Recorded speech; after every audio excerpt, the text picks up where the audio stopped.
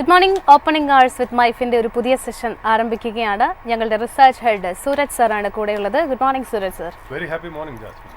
ഇന്നൊരു എക്സ്പയറി ദിനത്തിൽ നിഫ്റ്റി 50യെ സംബന്ധിച്ചിടത്തോളം കാര്യമായിട്ടുള്ള ഒരു വോളറ്റിലിറ്റി എക്സ്പെക്ട് ചെയ്യുന്നുണ്ട്. അതോടൊപ്പം തന്നെ ആദ്യ മിനിറ്റുകളിൽ 100-നടുത്ത പോയിന്റുകളുടെ ഒരു മുന്നേറ്റം നമുക്ക് കാണാൻ സാധിക്കുന്നു. 24,715 എന്നുള്ളൊരു നിലയിലാണ് ഒരു പോസിറ്റീവ് നോട്ടിൽ 6% അടുത്ത് നിന്നുകൊണ്ടാണ് ഇപ്പോൾ നിഫ്റ്റി 50 ട്രേഡ് ചെയ്യുന്നത്. മറ്റ് പ്രധാനപ്പെട്ട ഇൻഡീസസുകളുടെ പെർഫോമൻസിലേക്ക് വരികയാണെന്നുണ്ടെങ്കിലും ഒരു പോസിറ്റീവ് അണ്ടർടോൺ കാണുന്നു. ബാങ്ക് നിഫ്റ്റി ഒരു പോസിറ്റീവ് നോട്ടിലാണ് ട്രേഡ് ചെയ്യുന്നത്. നിഫ്റ്റി 50യും ബാങ്ക് നിഫ്റ്റിയും സംബന്ധിച്ചിടത്തോളം ഇങ്ങനെയൊക്കെയാണ് നിലവിലെ ഒരു സ്ഥിതിഗതികൾ എന്ന് പറയുന്നത്.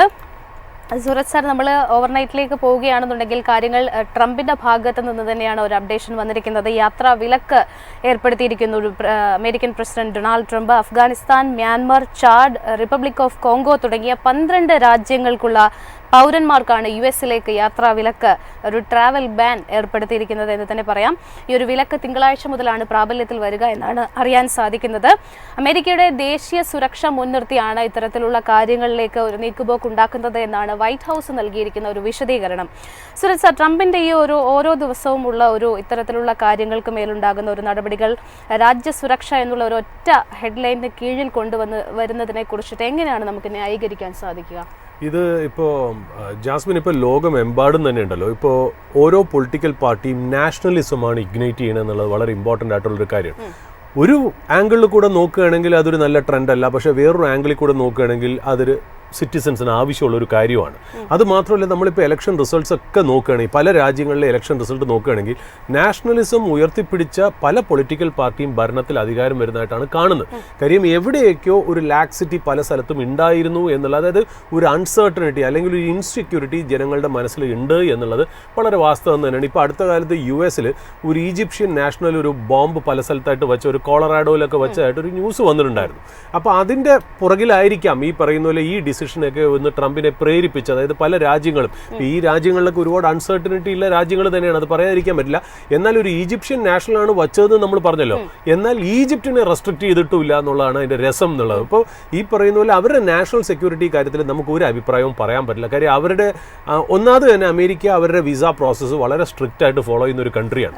അങ്ങനെ ഒരുപാട് പേർക്ക് വന്നു പോകാനൊന്നുമില്ല, അത് പല കാറ്റഗറിയിലുണ്ട്, അതിന് ഒരുപാട് കാര്യങ്ങൾ, അതായത് നിങ്ങൾ ആ വിസയ്ക്ക് ഫിറ്റ് ആൻഡ് പ്രോപ്പർ ആണോ എന്നുള്ള ഒരുപാട് ഒരു പ്രിവിലേജ്ഡ് ആയിട്ടാണ് നമ്മൾ കാണുന്നത്. Multiple entry, single entry, tourist visa, student visa, അങ്ങനെ ഒരുപാട് വിസകൾ ഉണ്ടല്ലോ.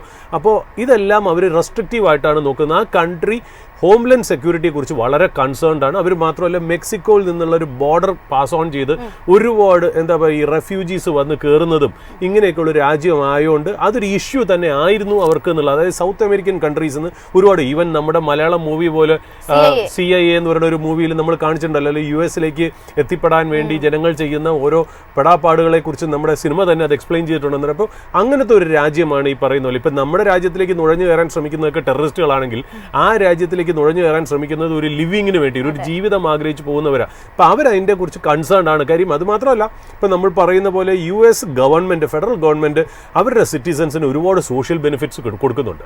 ഈ സോഷ്യൽ ബെനിഫിറ്റ്സ് ഒക്കെ അവരുടെ സിറ്റിസൺസിന് വേണ്ടിയിട്ടുള്ളതാണ്.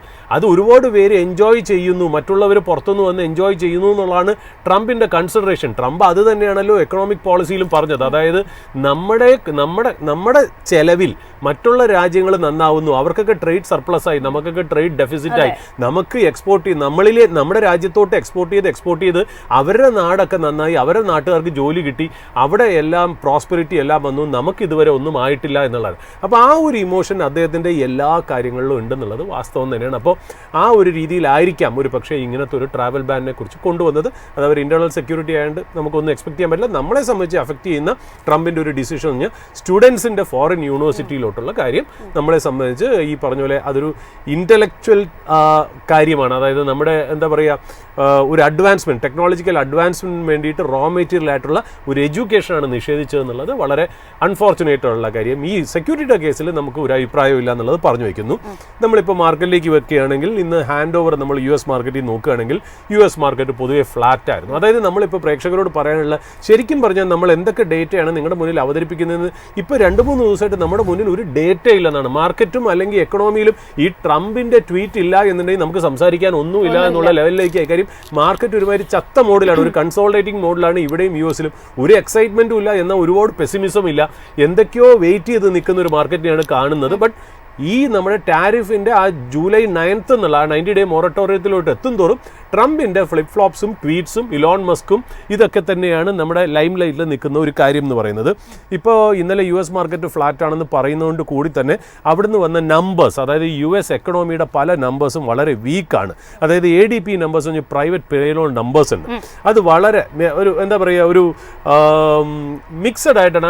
ആ നമ്പറും ശരിക്കും പറഞ്ഞാൽ ഒരു എക്സ്പെക്ടേഷന് അത്രയ്ക്ക് വന്നിട്ടില്ല, എക്സ്പെക്ടേഷൻ അത്ര ഉയർന്നിട്ടില്ല ആ നമ്പേഴ്സ് എന്നാണ് കാണിക്കുന്നത്. രണ്ടാമത് ISM services number, ISM services number എന്ന് പറയുമ്പോൾ നമ്മുടെ എന്താ പറയുക സർവീസസ് ഇൻഡസ്ട്രി, അതായത് എന്താ പറയുക economic health of the service industry, അതായത് പ്രോഡക്റ്റും മാനുഫാക്ചറിങ് മാറ്റിവെച്ച് സർവീസ് ഇൻഡസ്ട്രിയിലെ പെർഫോമൻസ് കാണിക്കുന്നതാണ് ISM സർവീസസ് ഡേറ്റ എന്ന് പറയുന്നത്. അതും ഈ പറയുന്ന പോലെ എന്താ ഒരു കോൺട്രാക്ടറി സോണിലേക്ക് ഒരു കോൺട്രാക്ഷനാണ് കാണിക്കുന്നത്. ഏതാണ്ട് 49.2 ആണ് ആ ഫിഗർ കാണിക്കുന്നത്. 52 ആയിരുന്നു എക്സ്പെക്ട് ചെയ്തതെന്നുള്ളത്. അപ്പോൾ മാക്രോ എക്കണോമിക് നമ്പേഴ്സ് അത്ര എന്താ പറയുക ഗുണകരമായിട്ടുള്ള, എന്നാൽ ഭയങ്കര വീക്കാണെന്ന് പറയില്ല, ബട്ട് ഇറ്റ് ഈസ് നെഗറ്റീവ് എന്നുള്ള രീതിയിലാണ് അത് വന്നേക്കണേ. ഇപ്പോൾ ട്രംപ് വീണ്ടും വീണ്ടും പറഞ്ഞുകൊണ്ടിരിക്കുന്നത് പവലിനെ കുറിച്ചാണ്. അതായത് പവലിന്റെ front too late to cut rates എന്നുള്ള രീതിയിലാണ് പറഞ്ഞുകൊണ്ടിരിക്കുന്നത്. ഇറ്റ് ഈസ് അൺബിലീവബിൾ എന്ന രീതിയിൽ, അതായത് എക്കണോമിക്ക് തീർച്ചയായിട്ടും ഒരു റേറ്റ് കട്ടിന്റെ ആവശ്യമായി, തീർച്ചയായിട്ടും പവൽ വളരെ സ്ലോ ആണ് എന്നുള്ള രീതിയിലാണ് ട്രംപിന്റെ ആർഗ്യുമെന്റ് തന്നെ. ബട്ട് ഇൻട്രസ്റ്റിംഗ് ആയിട്ട് നമ്മൾ ഇന്നലെയും നോട്ട് ചെയ്ത് പറഞ്ഞിരുന്നു, ഇലോൺ മസ്ക്, അതായത് എന്താ പറയുക most popular campaigner of Trump, അതായത് ഗുഡ് ഫ്രണ്ട് ഓഫ് ട്രംപ്, അവർ തമ്മിലുള്ള ഒരു ബന്ധത്തിന് ഒരു ക്രാക്ക് വീണ പോലെ കാണുന്നുണ്ടെന്ന് നമ്മൾ പറഞ്ഞു.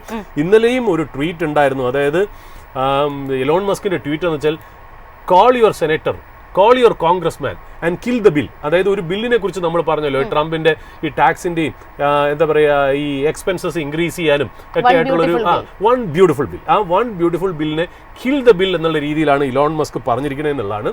പിന്നെ വേറൊരു ഇമ്പോർട്ടൻ്റ് ആയിട്ടുള്ള ഒരു കാര്യം, ഈ റഷ്യ യുക്രൈൻ കോൺഫ്ലിക്റ്റ് ഉണ്ടല്ലോ, അതിപ്പോഴും ഞാൻ പറഞ്ഞല്ലോ, അതായത് നമ്മളത് തീർന്നു എന്ന് വിചാരിച്ചപ്പോഴാണ് ഈ യുക്രൈനിന്റെ ആ ഡ്രോൺ അറ്റാക്ക് ഈ എയർബേസുകളിൽ റഷ്യയിൽ നടന്നത്. That has not gone down well with Russia and Russia will take this as an opportunity to strike back.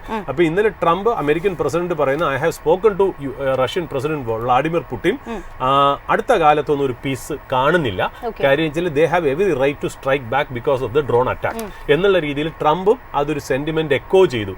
അതായത് തീർച്ചയായിട്ടും റഷ്യക്ക് തിരിച്ചടിക്കാനുള്ള സ്വാതന്ത്ര്യമുണ്ട് എന്നുള്ളതാണ്. ആ ഒരു മെസ്സേജ് യൂറോപ്യൻ യൂണിയനും കൂടെ ചേർത്ത് കൊടുത്തതാണ് അദ്ദേഹത്തിന്. ഇപ്പൊ അദ്ദേഹത്തിന്റെ വർത്താനം നമ്മൾ പറയില്ലേ മുള്ളു വെച്ചുള്ള വർത്താനമാണെന്ന്, ആ രീതിയിൽ തന്നെയാണ് ട്രംപ് മുന്നോട്ട് പോകുന്നത് എന്നുള്ള. മാർക്കറ്റിനെ സംബന്ധിച്ച് നമ്മൾ നോക്കുമ്പോൾ പൊതുവെ ഒരു റെസിസ്റ്റൻസ് ഒരു 24,750 അതിന്റെ ഒരു സപ്പോർട്ട് വരുന്നത് 24,462. 24,462 ബ്രേക്ക് ചെയ്യുകയാണെങ്കിൽ 24,324. അങ്ങനെ സപ്പോർട്ട് റെസിസ്റ്റൻസ് നമ്മൾ ക്ലിയർലി നമ്മുടെ മുന്നിലുണ്ട് എന്നുള്ളതാണ്. മാർക്കറ്റ് ഒരു ടൈറ്റ് റേഞ്ചിലാണ് മൂവ് ചെയ്യുന്നത്. നമ്മൾ ഇന്നലെയും പറഞ്ഞു മാർക്കറ്റിൽ തീർച്ചയായിട്ടും മൈക്രോ ഇൻഡിക്കേറ്റേഴ്സ് കാണിക്കുന്നത് തീർച്ചയായിട്ടും മാർക്കറ്റിന്റെ പാരാമീറ്റേഴ്സ് വെച്ച് നോക്കുമ്പോൾ ഒരു പുൾ ബാക്കിനുള്ള ഒരു സമയമായി. ലോവർ എൻഡിലോട്ട് വരുമ്പോൾ ഈ ലോവർ എൻഡിലോട്ട് വരുമ്പോഴത്തേക്കും ഒരു ബൈങ് കാണുന്നുണ്ട്. ഇന്നലെ അതേപോലെ തന്നെ മാർക്കറ്റ് തിരിഞ്ഞു എന്നുള്ളതാണ്. ഇന്നും മാർക്കറ്റ് പോസിറ്റീവ് ആണെന്ന് തോന്നുന്നു അല്ലേ. പിന്നെ നമ്മൾ ഇതിനു മുമ്പ് കഴിഞ്ഞ ആഴ്ച ഇറ്റേണൽ ബ്ലോക്ക് ഡീൽ കഴിഞ്ഞിട്ട് ഒന്ന് ശ്രദ്ധിക്കാൻ പറഞ്ഞിരുന്നു. ഇറ്റേണൽ സൊമാറ്റോ ഞാനിപ്പോൾ നോക്കുമ്പോൾ ഇന്നത്തെ ഏറ്റവും വലിയ മൂവറാണ്, ഏതുകൊണ്ട് 3.5% സ്റ്റോക്ക് മൂവ് ചെയ്തു എന്നുള്ളതാണ്. ഇനി നമ്മൾ ഇന്ത്യൻ മാർക്കറ്റിൽ കൂടുതലും സംസാരിക്കാൻ പോകുന്നത് RBIയുടെ റേറ്റ് കട്ടിനെ കുറിച്ചായിരിക്കാം വരും ദിവസങ്ങളിൽ. അതായത് നാളെയാണ് റേറ്റ് കട്ട്, ഓൾറെഡി ഡിസ്കഷൻ ഒക്കെ തുടങ്ങി. ഇന്ന് ECB എനിക്കൊന്ന് European central banks rate cut ചെയ്യുന്നതാണ് ഞാൻ മനസ്സിലാക്കിയത്. RBIയെ സംബന്ധിച്ചിടത്തോളം ഈ പറഞ്ഞ പോലെ ദാറ്റ് ഈസ് ഇൻ ദ ഓഫിംഗ് എന്നുള്ളതാണ്. ബട്ട് ഈവൻ ദെൻ ഒരു ക്രിറ്റിസിസം വീണ്ടും വന്നിട്ടുണ്ട്, അതായത് RBI is behind the curve എന്നാണ്. അതായത് 25 ബേസിസ് പോയിന്റ്സ് വെച്ച് കട്ട് ചെയ്താൽ പോരാ. അതായത് ഇൻഫ്ലേഷന്റെ ഫിഗേഴ്സ്, അതായത് ഇന്ത്യൻ മാക്രോസിന് വലിയ പ്രോബ്ലംസ് ഒന്നും ഇല്ല, അത് മനസ്സിലായി. അപ്പോൾ ഈ പറയുന്ന പോലെ കൺസംഷൻ കിക്ക് സ്റ്റാർട്ട് ചെയ്യണം നമുക്ക്. ഒന്നത് ടാരിഫിൻ്റെയൊക്കെ എക്സ്റ്റേണൽ ഇഷ്യൂസും ജിയോ പൊളിറ്റിക്കൽ ത്രെഡ്സും ഒക്കെ ഉള്ളതാണ്. എക്കണോമിയെ ഒന്ന് ട്രിഗർ ചെയ്യണം, ഒന്ന് കത്തിച്ചു വിടാനുള്ള ഇത് വേണം. അതുകൊണ്ടാണല്ലോ ഗവൺമെന്റ് ഇൻകം ടാക്സ് കട്ട് ചെയ്തതും ഒക്കെ. അപ്പോൾ അതിൻ്റെ കൂടെ ആ പേസിൽ ശരിക്കും പറഞ്ഞാൽ RBI നിൽക്കുന്നില്ല എന്നുള്ളൊരു ആക്ഷേപം ചില ക്വാർട്ടറുകളിൽ നിന്നൊക്കെ വരുന്നുണ്ട്. 2015 മുതൽ 2019 വരെ RBI ബിഹൈൻഡ് ദ കർവ് ആയിരുന്നു എന്നുള്ള രീതിയിലാണ്. ഈവൻ SBIയുടെ എക്കണോമിക് ഡിവിഷൻ പറഞ്ഞത് 50 ബേസിസ് പോയിന്റ്സ് എങ്കിലും കട്ട് ചെയ്യണം, ഞങ്ങളത് എക്സ്പെക്ട് ചെയ്തു എന്നും പറയുന്നുണ്ട്. എന്നാൽ ഒരു ജനറൽ കൺസെൻസസ് 25 ബേസിസ് പോയിന്റ്സ് ആണ്. 25 ബേസിസ് പോയിന്റ്സിനെ മാർക്കറ്റ് തീർച്ചയായിട്ടും ഡിസ്കൗണ്ട് ചെയ്തിട്ടുണ്ട്. 50 basis points could be A trigger. അത് ചിലപ്പോൾ ഒരു ട്രിഗർ ആയിട്ട് മാർക്കറ്റിനെ തിരിച്ചു വലിക്കാനായിട്ടുള്ള സഹായമായേക്കാം. ബട്ട് ഈവൻ നല്ലൊരു വിഭാഗം സ്റ്റോക്ക് മാർക്കറ്റ് എക്സ്പേർട്സും എക്കണോമിക് എക്സ്പേർട്സും ഈ എന്താ പറയുക, ഈ ആം ചെയർ എക്കണോമിസ്റ്റുകളെ മാറ്റിവെച്ച്, അതായത് കോപ്പി ബുക്ക്, അതായത് ടെക്സ്റ്റ് ബുക്ക് രീതിയിൽ എക്കണോമിയെ കാണുന്ന രീതിയെ ആൾക്കാരെ മാറ്റിവെച്ച് കഴിഞ്ഞാൽ നമ്മൾ കുറച്ചുകൂടെ ഒരു പ്രോഗ്രസീവായിട്ട് തിങ്ക് ചെയ്യുന്ന എല്ലാ എക്സ്പേർട്സും RBI ബിഹൈൻഡ് ദ കർവ് തന്നെയാണെന്നാണ് പറയുന്നത്. വ്യക്തിപരമായിട്ട് എനിക്കും തോന്നുന്നുണ്ട് അത് 25 ബേസിസ് പോയിന്റ്സിൽ ഇൻഫ്ലേഷൻ അത്രയ്ക്ക് ഒരു ത്രെട്ട് അല്ല എന്നുണ്ടെങ്കിൽ തീർച്ചയായും നല്ലൊരു മൺസൂണും കൂടി വന്നു എന്നുള്ളതാണ്. തീർച്ചയായിട്ടും അവർക്കൊരു 50 ബേസിസ് പോയിന്റ് കട്ട് ചെയ്ത് മുന്നോട്ട് തന്നെ പോവാം എന്നുള്ളതാണ് പറഞ്ഞു വെക്കേണ്ടത്. അപ്പോൾ ഈ RBIയെ ചുറ്റിപ്പറ്റിയുള്ള സംസാരമായിരിക്കും ഇന്നും മാർക്കറ്റിൽ നാളെയും എന്നുള്ളത് വളരെ ഇമ്പോർട്ടൻ്റ് ആണ്. ബട്ട് ഈവൻ ദെൻ ഒന്ന് മാർക്കറ്റിൽ സൂക്ഷിക്കേണ്ട കാര്യം, നമ്മൾ പറഞ്ഞ പോലെ ഈ ബൾക്ക് ഡീൽസും ബ്ലോക്ക് ഡീൽസും മാർക്കറ്റിൽ പ്രൊമോട്ടേഴ്സ് എക്സിറ്റ് ചെയ്ത കമ്പനികളുടെ വാല്യുവേഷനെ കുറിച്ച് നിങ്ങൾക്ക് തീർച്ചയായിട്ടും ബോധം വേണം എന്നുള്ളത് പറഞ്ഞു വെക്കുന്നു എന്ന് മാത്രം. റൈറ്റ് സർ, നമ്മുടെ കഴിഞ്ഞ ദിവസത്തെ ഈ ഓപ്പണിംഗ് അവറിൻ്റെ വീഡിയോയുടെ താഴെ കുറേയധികം കമൻസുകൾ വന്നിട്ടുണ്ട്. അതിൽ ആദ്യത്തെ ഒരു കമൻസ് എന്ന് പറയുന്നത് സ്റ്റോക്കിൻ്റെ ഫണ്ടമെൻ്റൽസ് നോക്കുമ്പോൾ പ്രൈമറി അനാലിസിസ് ഏതൊക്കെ പാരാമീറ്റേഴ്സ് ആണ് ഇമ്പോർട്ടൻസ് കൊടുക്കേണ്ടത് എന്നാണ് ചോദിച്ചിരിക്കുന്നത്. അതോടൊപ്പം തന്നെ ആഡ് ഓൺ ചെയ്തിരിക്കുന്നത് ഹൈ PE ജസ്റ്റിഫൈഡ് ആകുന്ന സിറ്റുവേഷൻസ് ഏതൊക്കെയാണ് എന്നുള്ളതാണ്. ഹൈ PE എന്ന് പറയുന്ന സമയത്ത് നമ്മൾ പലപ്പോഴും കമ്പനീസ് ഓവർ വാല്യൂഡ് ആണ്, അങ്ങനെയാണ് ട്രേഡ് ചെയ്യുന്നത്, പിയേഴ്സിനെ വെച്ച് നോക്കുന്ന സമയത്ത് കമ്പനിയുടെ PEയുമായിട്ട് നമ്മൾ കമ്പയർ ചെയ്തുകൊണ്ട് സംസാരിക്കാറുണ്ട്. ഈ ഹൈ PE ജസ്റ്റിഫൈ ചെയ്യാൻ പറ്റുന്നത് ഏതൊക്കെ സിറ്റുവേഷൻസിലാണ് എന്നാണ് ഒരു മിസ്റ്റർ ഡോൺ ജോസഫ് ചോദിച്ചിരിക്കുന്നത്. ജാസ്മിൻ, നമ്മൾ ഇന്നലെ അമൽ ചന്ദ്രന്റെ പേര് എടുത്ത് പറഞ്ഞപ്പോൾ നമ്മുടെ അടുത്ത് പല പ്രേക്ഷകരും നമുക്ക് മെസ്സേജ് അയച്ചിരുന്നു. അമൽ മാത്രമല്ല, ഞങ്ങളും കാണുന്നുണ്ട് മുഴുവൻ. ഞങ്ങൾക്ക് വളരെ സന്തോഷം മാത്രമല്ല, ഞങ്ങൾ ഇതേപോലെയുള്ള കഴിവതും നിങ്ങൾ അയക്കുന്ന എല്ലാ ക്വറീസും ഞങ്ങൾ ആൻസർ ചെയ്യാൻ, അതായത് നമ്മൾ നേരിട്ടല്ലാതെയോ ആൻസർ ചെയ്യാൻ ശ്രമിക്കുന്നുണ്ട്. പിന്നെ ഞങ്ങളുടെ ചില പരിമിതികൾ നിങ്ങൾ പ്രേക്ഷകർ മനസ്സിലാക്കണം എന്നുള്ളതാണ്. ഒരു മീഡിയ ചാനൽ എന്നുള്ള രീതിയിൽ നമുക്കൊരു സ്റ്റോക്കിനെ റെക്കമെൻഡ് ചെയ്യാൻ നമ്മൾ പാടില്ല എന്നുള്ളതാണ്. നമുക്ക് ആ സ്റ്റോക്കിനെ കവർ ചെയ്യാം, അതിൻ്റെ രണ്ട് വശങ്ങളും പറയാം. ഞങ്ങളുടെ മാൻഡേറ്റ് നിങ്ങളുടെ മുന്നിലേക്ക്, ഞങ്ങൾക്ക് ഈ പറയുന്ന പോലെ ഞങ്ങൾക്ക് ഇതിനകത്ത് യാതൊരു ബയസ്ഡ് ആയിട്ടുള്ള ഒരു താല്പര്യവും ഞങ്ങൾക്കില്ല എന്നുള്ളതാണ്. ഞങ്ങളെ സംബന്ധിച്ച് റിയൽ ആയിട്ടുള്ള കാര്യങ്ങൾ നിങ്ങളിലേക്ക് അവതരിപ്പിക്കുക എന്നുള്ളത്. അതായത് ആയിരക്കണക്കിന് ന്യൂസ് നിങ്ങളുടെ മുന്നിലേക്ക് വരുമ്പോൾ അതിൽ 95-96% ന്യൂസുകളും നിങ്ങൾക്ക് ആവശ്യമില്ല. ആ ന്യൂസുകളെ മാറ്റിവെച്ച് നിങ്ങൾക്ക് ആവശ്യമുള്ള ന്യൂസ് മാത്രം നിങ്ങളിലേക്ക് എത്തിക്കുന്നു. അതും വളരെ ഞങ്ങൾക്കറിയാവുന്ന രീതിയിൽ ഫുൾ ആത്മാർത്ഥതയോടെ വളരെ സിമ്പിളായിട്ട് അവതരിപ്പിക്കാൻ ശ്രമിക്കുന്നു. ചിലപ്പോൾ നിങ്ങളുടെ എക്സ്പെക്ടേഷൻ അനുസരിച്ച് ഞങ്ങൾ ഉയർന്നില്ല എന്ന് വരാം. എല്ലാവരുടെ ചോദ്യങ്ങളും ഞങ്ങൾ കാണുന്നുണ്ട്. ചിലത് നമുക്ക് കോംപ്ലയൻസ്, അതായത് സെബിയുടെ റെഗുലേഷൻ പ്രകാരം നമുക്ക് ആൻസർ ചെയ്യാൻ പറ്റാത്തതുകൊണ്ടാണ്. അല്ലാത്തത് നമ്മൾ കഴിയുന്നതും ഇവിടെ കവർ ചെയ്യുന്നു. ഞങ്ങളുടെ കൂടെ നിന്ന് ഞങ്ങളെ സപ്പോർട്ട് ചെയ്ത് ഈ പരിപാടി കാണുന്ന എല്ലാവരെയും ഞങ്ങൾ തീർച്ചയായിട്ടും താങ്ക്സ് ഞങ്ങളുടെ ഡിപ്പാർട്ട്മെൻറ്റിൻ്റെ ഭാഗത്തു നിന്ന് ഞങ്ങൾ അറിയിക്കുന്നു എന്നുള്ളൊരു കാര്യം. ജാസ്മിൻ, ഈ PEക്ക് മുമ്പായിട്ട് ഒരു കാര്യം കൂടെ പറഞ്ഞു വെക്കേണ്ടത്, അതായത് അഡാനി എയർപോർട്ട്സ്, നമ്മൾ അഡാനി എന്റർപ്രൈസസിന്റെ സബ്സിഡറി ആണല്ലോ അഡാനി എയർപോർട്ട്സ്. നമ്മൾ കഴിഞ്ഞ ദിവസമൊക്കെ ഡിസ്കസ് ചെയ്യാൻ ഒരു ഇമ്പോർട്ടൻ്റ് ആയിട്ടൊരു കാര്യമുണ്ട്. അതായത് അവരൊരു $750 million അവർ റേസ് ചെയ്യുന്നുണ്ട്. $750 million അവർ ECB എക്സ്റ്റേണൽ കമേഴ്ഷ്യൽ ബോറോയിങ് വഴിയാണ് റേസ് ചെയ്യുന്നത്. അത് ഞാൻ എന്തുകൊണ്ട് ഇത് എടുത്തു പറയുന്നു വെച്ചാൽ, അതായത് ഇന്ത്യയിലെ ഇൻട്രസ്റ്റ് റേറ്റ് നമ്മളിപ്പോൾ സംസാരിച്ചുകൊണ്ടിരിക്കുകയാണല്ലോ. അതായത് ഇൻട്രസ്റ്റ് റേറ്റ് കട്ടിന്റെ ഒരു സൈക്കിളിൽ കൂടെയാണ് നമ്മൾ പാസ് ഓൺ ചെയ്ത് പോകുന്നതെങ്കിലും കോർപ്പറേറ്റ് ലോൺസ് ഒക്കെ വളരെ ഹൈ ആണ്. അതായത് ഞാൻ പറഞ്ഞില്ലേ 10, 12, 13%, 14% ഒക്കെയാണ് നമ്മളൊരു ബിസിനസ്സിന് ലോൺ എടുക്കുന്നെങ്കിൽ പേ ചെയ്യേണ്ട ഇൻട്രസ്റ്റ് ഈൽഡ് എന്ന് പറയുന്നത്. അപ്പോൾ ഈ പല കമ്പനിയുടെയും ബാലൻസ് ഷീറ്റിൽ ആ ഇൻട്രസ്റ്റ് റേറ്റുകളുണ്ട്. അതായത് ഹൈ ഇൻട്രസ്റ്റ് റേറ്റിനടുത്ത് ഇൻട്രസ്റ്റുകളുണ്ട്. ഇത് അവർക്ക് റിട്ടേൺ ചെയ്യണം എന്നുണ്ടെങ്കിൽ തീർച്ചയായിട്ടും ചീപ്പറായിട്ടൊരു ലോൺ കിട്ടിക്കഴിഞ്ഞാൽ ആ ചീപ്പർ ലോൺ ഉപയോഗിച്ചിട്ട് ഈ ലോണുകളൊക്കെ ക്ലോസ് ചെയ്യാം എന്നുള്ള. എക്സ്റ്റേണൽ കമേഴ്ഷ്യൽ ബോറോയിങ് എന്ന് പറഞ്ഞാൽ കമ്പനികൾ, അതായത് പോപ്പുലർ ആയിട്ടുള്ള നല്ല അസറ്റ്സ് ഉള്ള കമ്പനീസ് സാധാരണ പുറത്തു നിന്നും അതായത് നമ്മുടെ രാജ്യത്തിൻ്റെ പുറത്തു നിന്നും റേസ് ചെയ്യുന്ന ലോണിനെയാണ് എക്സ്റ്റേണൽ കമേഴ്ഷ്യൽ ബോറോയിങ് എന്ന് പറയുന്നത്. ആ ഒരു റൂട്ടിൽ കൂടെയാണ് അഡാനി എന്താ പറയുക എയർപോർട്ട്സ് ഏതാണ്ട് $750 million റേസ് ചെയ്യുന്നതെന്നുള്ളതാണ്. അതൊരു കൺസോർഷ്യം ഓഫ് ബാങ്ക്സ്, അതായത് ഒരു ഫോറിൻ ബാങ്ക്സിന്റെ ഒരു കൺസോർഷ്യത്തിൽ കൂടെയാണ്. അതായത് Abu Dhabi bank, standard chartered bank, Barclays എന്നിങ്ങനെ വരുന്ന ഒരു കൺസോർഷ്യത്തിൽ കൂടെയാണ് അവർ റേസ് ചെയ്യുന്നതെന്നുള്ളത്. ആ 750 മില്യണിൽ 400 മില്യണും എക്സിസ്റ്റിംഗ് ഡെപ്റ്റ് അല്ലെങ്കിൽ ഓബ്ലിഗേഷൻസ് മീറ്റ് ചെയ്യാനാണ്. അത് മീറ്റ് ചെയ്ത് കഴിഞ്ഞാൽ അവർക്ക് കുറച്ചുകൂടെ അവരെ ലോണിന്റെ ഔട്ട് ഗോ കുറയ്ക്കാം. അതായത് കോസ്റ്റ്ലി ലോൺ മാറ്റി ഒരു എന്താ പറയുക മച്ച് ചീപ്പർ ലോണിലേക്ക് അവർക്ക് കൺവേർട്ട് ചെയ്തെടുക്കുക എന്നുള്ളത്. ബാക്കിയുള്ളത് അവർക്ക് 8 to 9 എയർപോർട്ട് ഉണ്ടെന്നാണല്ലോ. 8 എയർപോർട്ടാണ് അവർ അഡാനി എയർപോർട്ട്സ് ഓപ്പറേറ്റ് ചെയ്യുന്നത്. ആ എയർപോർട്ടിലെ ചില എയർപോർട്ടുകളുടെ ഒരു കപ്പാസിറ്റി എക്സ്പാൻഷൻ, അതായത് അഹമ്മദാബാദ്, ലക്നൗ, മംഗളൂരു, ജയ്പൂർ, ഗുവാഹട്ടി ആൻഡ് ട്രിവാൻഡ്രം, കേരളത്തിലെ ട്രിവാൻഡ്രം ഇതിൻ്റെ എക്സ്പാൻഷന് വേണ്ടിയിട്ട് ഇത് യൂസ് ചെയ്യുന്നതാണ് അവർ പറയുന്നത്. ഏതാണ്ട് 2025 അവർ നോക്കുകയാണെങ്കിൽ നമ്മൾ ഏതാണ്ട് ഒരു 100 മില്യൺ പാസഞ്ചേഴ്സ്, 100 മില്യൺ ആണ് അവരുടെ കപ്പാസിറ്റി ഇപ്പോൾ കിടക്കുന്നത്, ഏതാണ്ട് 100 മില്യൺ അടുപ്പിച്ച് ഒരു 90-95 മില്യൺ പാസഞ്ചേഴ്സിനെ അവർ ഹാൻഡിൽ ചെയ്തു എന്നുള്ളതാണ്. അതായത് അഡാനി എയർപോർട്ട്സ് ഇൻ ടോട്ടലായിട്ട് അവരിനി അടുത്ത നെക്സ്റ്റ് FY40 ആകുമ്പോഴത്തേക്കും അത് 3 times ആക്കി ഉയർത്ത് 300 മില്യൺ ആയിട്ട് കപ്പാസിറ്റി മാറ്റണം എന്നുള്ളതാണ്. അതിനാണ് ഈ പറയുന്ന പോലെ പൈസ ഉപയോഗിക്കുന്നതെന്നാണ് പറയുന്നത്.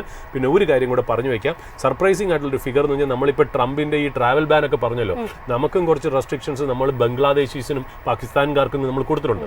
ഈ ബംഗ്ലാദേശികൾ നമ്മൾ ആ ഇന്ത്യൻ ടൂറിസ്റ്റുകളുണ്ട്, അതായത് ഇന്ത്യൻ മെഡിക്കൽ ടൂറിസത്തിൽ ഏതാണ്ട് ഒരു എസ്റ്റിമേറ്റ് പറയുന്നത് 3,25,000 വീസാസ് മെഡിക്കൽ ടൂറിസ്റ്റിന് വേണ്ടി നമ്മൾ ഇന്ത്യ ഓപ്പൺ അപ്പ് ആക്കി കൊടുത്തു FY25. അതിൻ്റെ 75% ബംഗ്ലാദേശീസാണ്.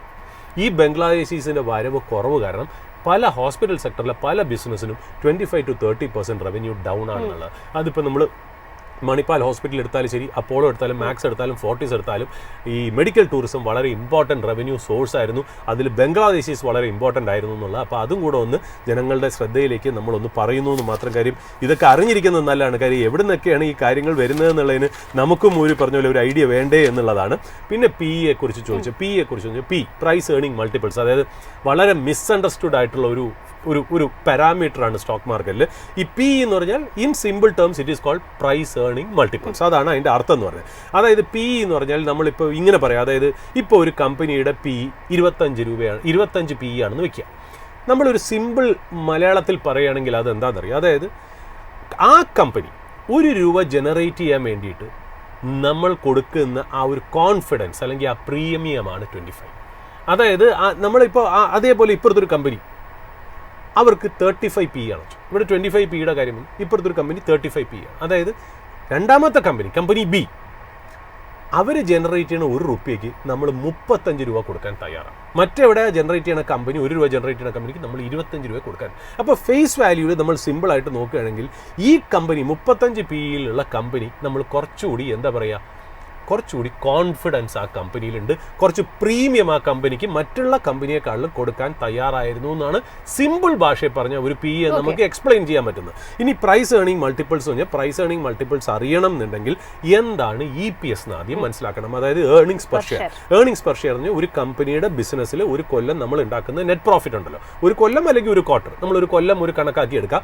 നെറ്റ് പ്രോഫിറ്റ്, അതിൻ്റെ റവന്യൂ, കമ്പനിയുടെ റവന്യൂ, സെയിൽസ് ഒക്കെ വരുന്നു.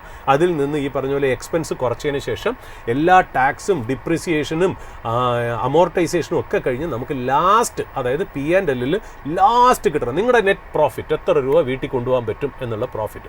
ആ നെറ്റ് പ്രോഫിറ്റ് എന്ന് പറയുന്നതാണല്ലോ കമ്പനി ഒരു കൊല്ലം എത്ര പ്രോഫിറ്റ് ഉണ്ടാക്കുന്നു എന്ന് മനസ്സിലാക്കുന്ന figure. Net profit gives you an idea of how much profit the company makes. ഇനി അതിനകത്ത് നിന്ന് നമുക്ക് ഒരു മെട്രിക് കണ്ടുപിടിക്കാം, അതായത് ഒരു ഷെയറിന് എത്രയാണ് ആ പ്രോഫിറ്റിന്റെ കണക്ക് എന്ന് നോക്കാം. അപ്പോൾ എന്താ, net profit divided by number of shares എന്ന് പറയുന്ന ഫിഗറാണ് ഏർണിംഗ്സ് പെർ ഷെയർ എന്നുള്ളത്. മനസ്സിലായില്ല? അതായത് 1,000 കോടി പ്രോഫിറ്റ് ഉണ്ടാക്കുന്ന കമ്പനിയിൽ 100 ഷെയർ ഹോൾഡേഴ്സ് ഉണ്ടെന്ന് വിചാരിക്കാം. ഓക്കെ, നെറ്റ് പ്രോഫിറ്റ് 1000 കോടി, എല്ലാ റവന്യൂ നമ്മൾ കിട്ടി, ആ റവന്യൂന്ന് എക്സ്പെൻസ് ഒക്കെ കുറച്ച് ടോട്ടലായിട്ട് നമുക്ക് നെറ്റ് പ്രോഫിറ്റ് കിട്ടിയത് 1000 കോടി രൂപ. എന്നാൽ നമുക്ക് 100 ഷെയർ ഹോൾഡേഴ്സ് ഉണ്ടെങ്കിൽ ഏർണിംഗ്സ് പെർ ഷെയർ എന്ന് പറഞ്ഞാൽ നെറ്റ് പ്രോഫിറ്റ് ആയ 1000 crore divided by 100 shares which will give you 10 EPS, അതായത് 10 rupees EPS എന്നാണ് നമ്മൾ പറയുന്നത്. ഓക്കെ, അതാണ് EPS. ഈ EPS ഫിഗറാണ് നമ്മളെ PE കാൽക്കുലേറ്റ് ചെയ്യാനായിട്ട് സഹായിക്കുന്നത്. PE എന്ന് പറയുന്നത് market price divided by EPS. Market price ഇന്ന് മാർക്കറ്റിൽ ട്രേഡ് ചെയ്യുന്നത്, അതായത് PE എന്താ ഡിപിക്റ്റ് ചെയ്യണമെന്നറിയോ? ഒരു പ്രൈസിൽ സ്റ്റോക്ക് ട്രേഡ് ചെയ്യണമെന്നല്ലോ, അതായത് അതിനൊരു EPS ഉണ്ട്, ആ പ്രൈസിൽ മാർക്കറ്റിൽ കമ്പനി ട്രേഡ് ചെയ്യുന്നുണ്ട്. ആ EPSന് ഈ പ്രൈസിൽ ട്രേഡ് ചെയ്യുന്ന കമ്പനിക്ക് മാർക്കറ്റ് കൊടുക്കുന്ന പെർസെപ്ഷൻ എന്താണെന്നാണ് PE പറയുന്നത്. ഓക്കെ, അപ്പോൾ PE is basically market price divided by earnings per share. അതാണ് ഇത് വരുന്നത്. അതായത് ഒരു ഉദാഹരണത്തിന് നോക്കാം, ഒരു കമ്പനി 500 രൂപയ്ക്ക് ട്രേഡ് ചെയ്യുന്നു വിചാരിക്കുക സ്റ്റോക്ക് മാർക്കറ്റിൽ. അതിൻ്റെ EPS എന്ന് പറയുന്നത് 20 രൂപയാണെന്ന് വിചാരിക്കുക. 20 രൂപ EPS. നമ്മൾ EPS എങ്ങനെ കണക്കൂട്ടുന്നത് നമ്മൾ പറഞ്ഞല്ലോ. അപ്പോൾ PE കണ്ടുപിടിക്കാനായിട്ട് മാർക്കറ്റ് പ്രൈസായ 500 divided by earnings per share of 20 which gives you 25 PE.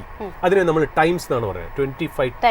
25 times എന്നാണ് PE നമ്മൾ പറയുന്നത്. അതായത് we are ready to give 25 rupees for every 1 rupee earning of that company എന്നുള്ളതാണ് പി മനസ്സിലാക്കുന്നത്. അപ്പം നമുക്ക് വേറൊരു കാൽക്കുലേഷൻ നോക്കാം.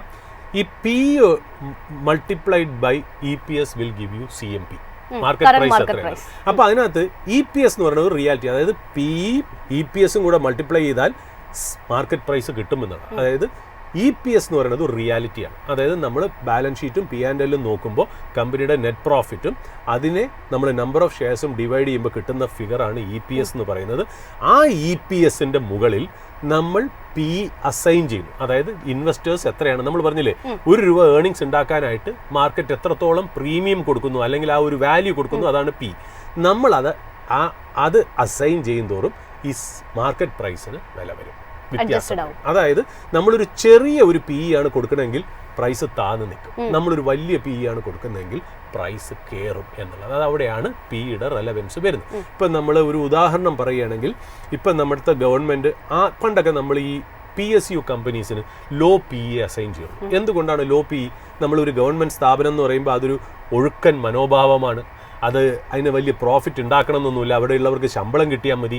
വലിയ ഒരു എന്താ പറയുക, ഒരു കില്ലർ ഇൻസ്റ്റിങ്ക്റ്റോ ആനിമൽ ഇൻസ്റ്റിങ്ക്റ്റോ ഒന്നും ഒരു പ്രൈവറ്റ് കമ്പനിയുടെ വിഗറും അഗ്രസീവ്നെസ്സും ഒന്നും PSU കമ്പനീസ് ഇല്ല. അതുമാത്രമല്ല PSU ബിസിനസ്സുകളെല്ലാം ഗവൺമെൻറ് ഇൻഫ്ലുവൻസ് ഉള്ളതാണ്. അപ്പോൾ അവിടുത്തെ MDയെയും ചെയർമാനെയൊക്കെ അപ്പോയിന്റ് ചെയ്യുന്നത് ഗവൺമെൻറ് ആണ്. അതുമാത്രമല്ല ഗവൺമെൻറ് പ്രൈവറ്റ് കമ്പനികളെ സഹായിക്കാൻ വേണ്ടി കുറേ റൂളുകൾ ഇറക്കുമ്പോൾ അത് അനുഭവിക്കുന്നത് കംപ്ലീറ്റ് PSU ആണ്. ഗവൺമെൻറ് റെഗുലേഷൻസ് എല്ലാം അഫക്റ്റ് ചെയ്യുന്നത് PSU ആണ്. അതുകൊണ്ട് PSU എന്ന് പറയുന്ന ഒരു ഡൾ കമ്പനീസ് ആയിട്ടാണ് നമ്മൾ സാധാരണ കണക്കാക്കിയിരുന്നത്. അതുകൊണ്ട് തന്നെ പണ്ടൊക്കെ ഈ PSUs ട്രേഡ് ചെയ്തിരുന്നത് 8 P, 10 P, 12 Pയിലൊക്കെയാണ് ട്രേഡ് ചെയ്തിരുന്നത് എന്നുള്ള. ഉദാഹരണത്തിന് ഹിന്ദുസ്ഥാൻ എയറോനോട്ടിക്സ്, ഇപ്പം നമ്മൾ വളരെ കൊച്ചിൻ ഷിപ്പ്യാർഡ്, ഹിന്ദുസ്ഥാൻ എയറോനോട്ടിക്സ് ഒക്കെ ഇപ്പോൾ വളരെ പോപ്പുലർ ആണല്ലോ. പണ്ടെന്നൊക്കെ പറഞ്ഞാൽ ഇതൊരു ഡെഡ് ഇൻവെസ്റ്റ്മെൻ്റ് ആയിട്ട് നടന്നത്, അതായത് വലിയ കാര്യങ്ങളൊന്നും ഇതിനകത്ത് നടക്കാറില്ല. അപ്പോൾ അന്ന് 8 Pയും 12 Pയും ഒക്കെയാണ് മാർക്കറ്റ് അതിന് അസൈൻ ചെയ്തിരിക്കുന്ന ഒരു വാല്യൂ. അപ്പോൾ അത് കാരണം തന്നെ അതിൻ്റെ EPS ഗ്രോ ചെയ്താൽ പോലും ഈ പറയുന്ന പോലെ മാർക്കറ്റ് പ്രൈസിന് വലിയ ചേഞ്ച് വരാറില്ല. കാര്യം വെച്ചാൽ മാർക്കറ്റിൻ്റെ എക്സ്പെക്ടേഷൻ അതിനെക്കുറിച്ച് അവരിൽ നിന്ന് നമ്മൾ എക്സ്പെക്ട് ചെയ്യുന്നത് വളരെ കുറവാണ്.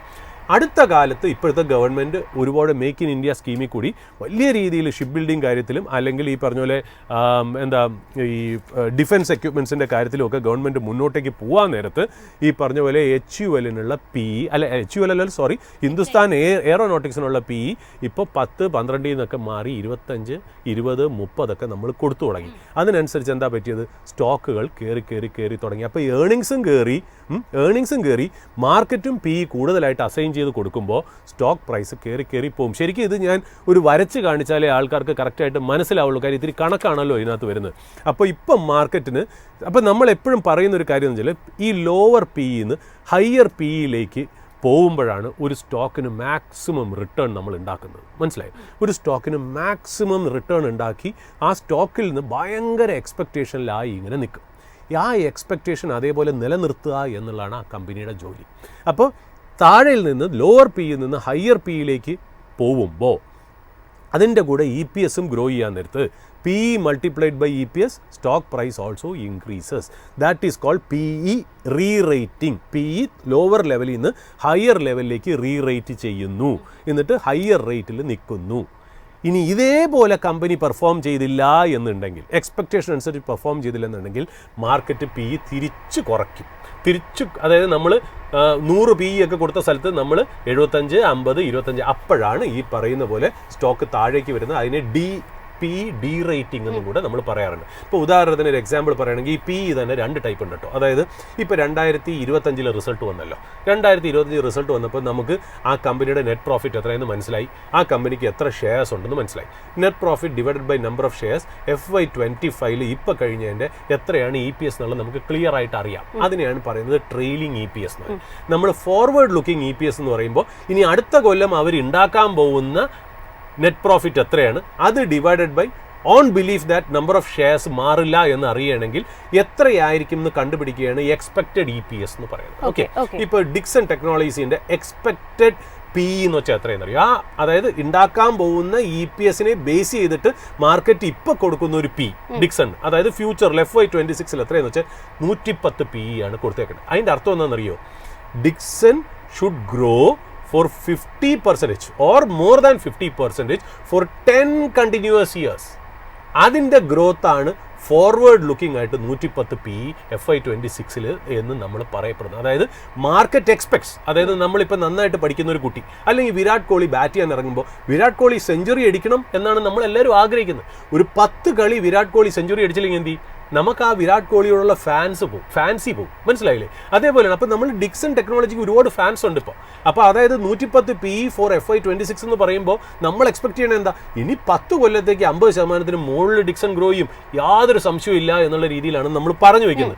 എന്നാൽ അങ്ങോട്ടേക്ക് പോകുമ്പോൾ ആദ്യത്തെ ഒരു ക്വാർട്ടറിൽ 50% അല്ല 15 or 20 ചെയ്തുള്ളൂ. ചിലപ്പോൾ ആദ്യത്തെ ഒരു ക്വാർട്ടർ ക്ഷമിക്കും, രണ്ടാമത്തെ ക്വാർട്ടറിലും 25-30 ഉള്ളൂ, 40% ഒക്കെ ഉള്ളൂ, അല്ലാണ്ട് അത് ഗ്രോ ചെയ്യുന്നില്ല എന്ന് പറയുമ്പോൾ ചിലപ്പോൾ ഒന്ന് ഡിപ്പാവും. ഒരു 3-4 ക്വാർട്ടർ അടുപ്പിച്ചായിട്ട് 50% അത് മെയിൻറ്റെയിൻ ചെയ്തില്ല എന്നുണ്ടെങ്കിൽ മാർക്കറ്റിന് മനസ്സിലാവും, ഇവൻ നമ്മൾ വിചാരിക്കും പോലെ അല്ല, അത്രയ്ക്കൊന്നും ഇവൻ പെർഫോം ചെയ്യുന്നില്ല, ഇവൻ അത്ര PE ഒന്നും അസൈൻ ചെയ്യേണ്ട കാര്യമില്ല എന്ന് പറയും.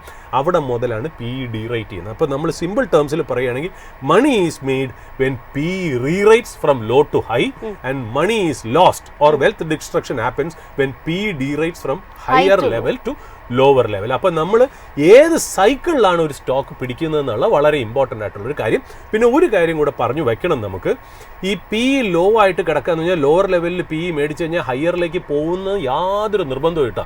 ലോവർ PE എന്ന് പറയുന്നതിന് വേറൊരു ആംഗിളിലും കൂടെ കാണാം. അതായത് ആ കമ്പനിക്ക് എന്തോ പ്രശ്നമുള്ള, നമ്മൾ പറഞ്ഞില്ലേ PSU കമ്പനീസിന് ലോ PE അസൈൻ ചെയ്തുകൊണ്ടാണ് ഒരുപാട് നെഗറ്റീവ്സ് അതിനകത്തുണ്ടെന്നാണ്.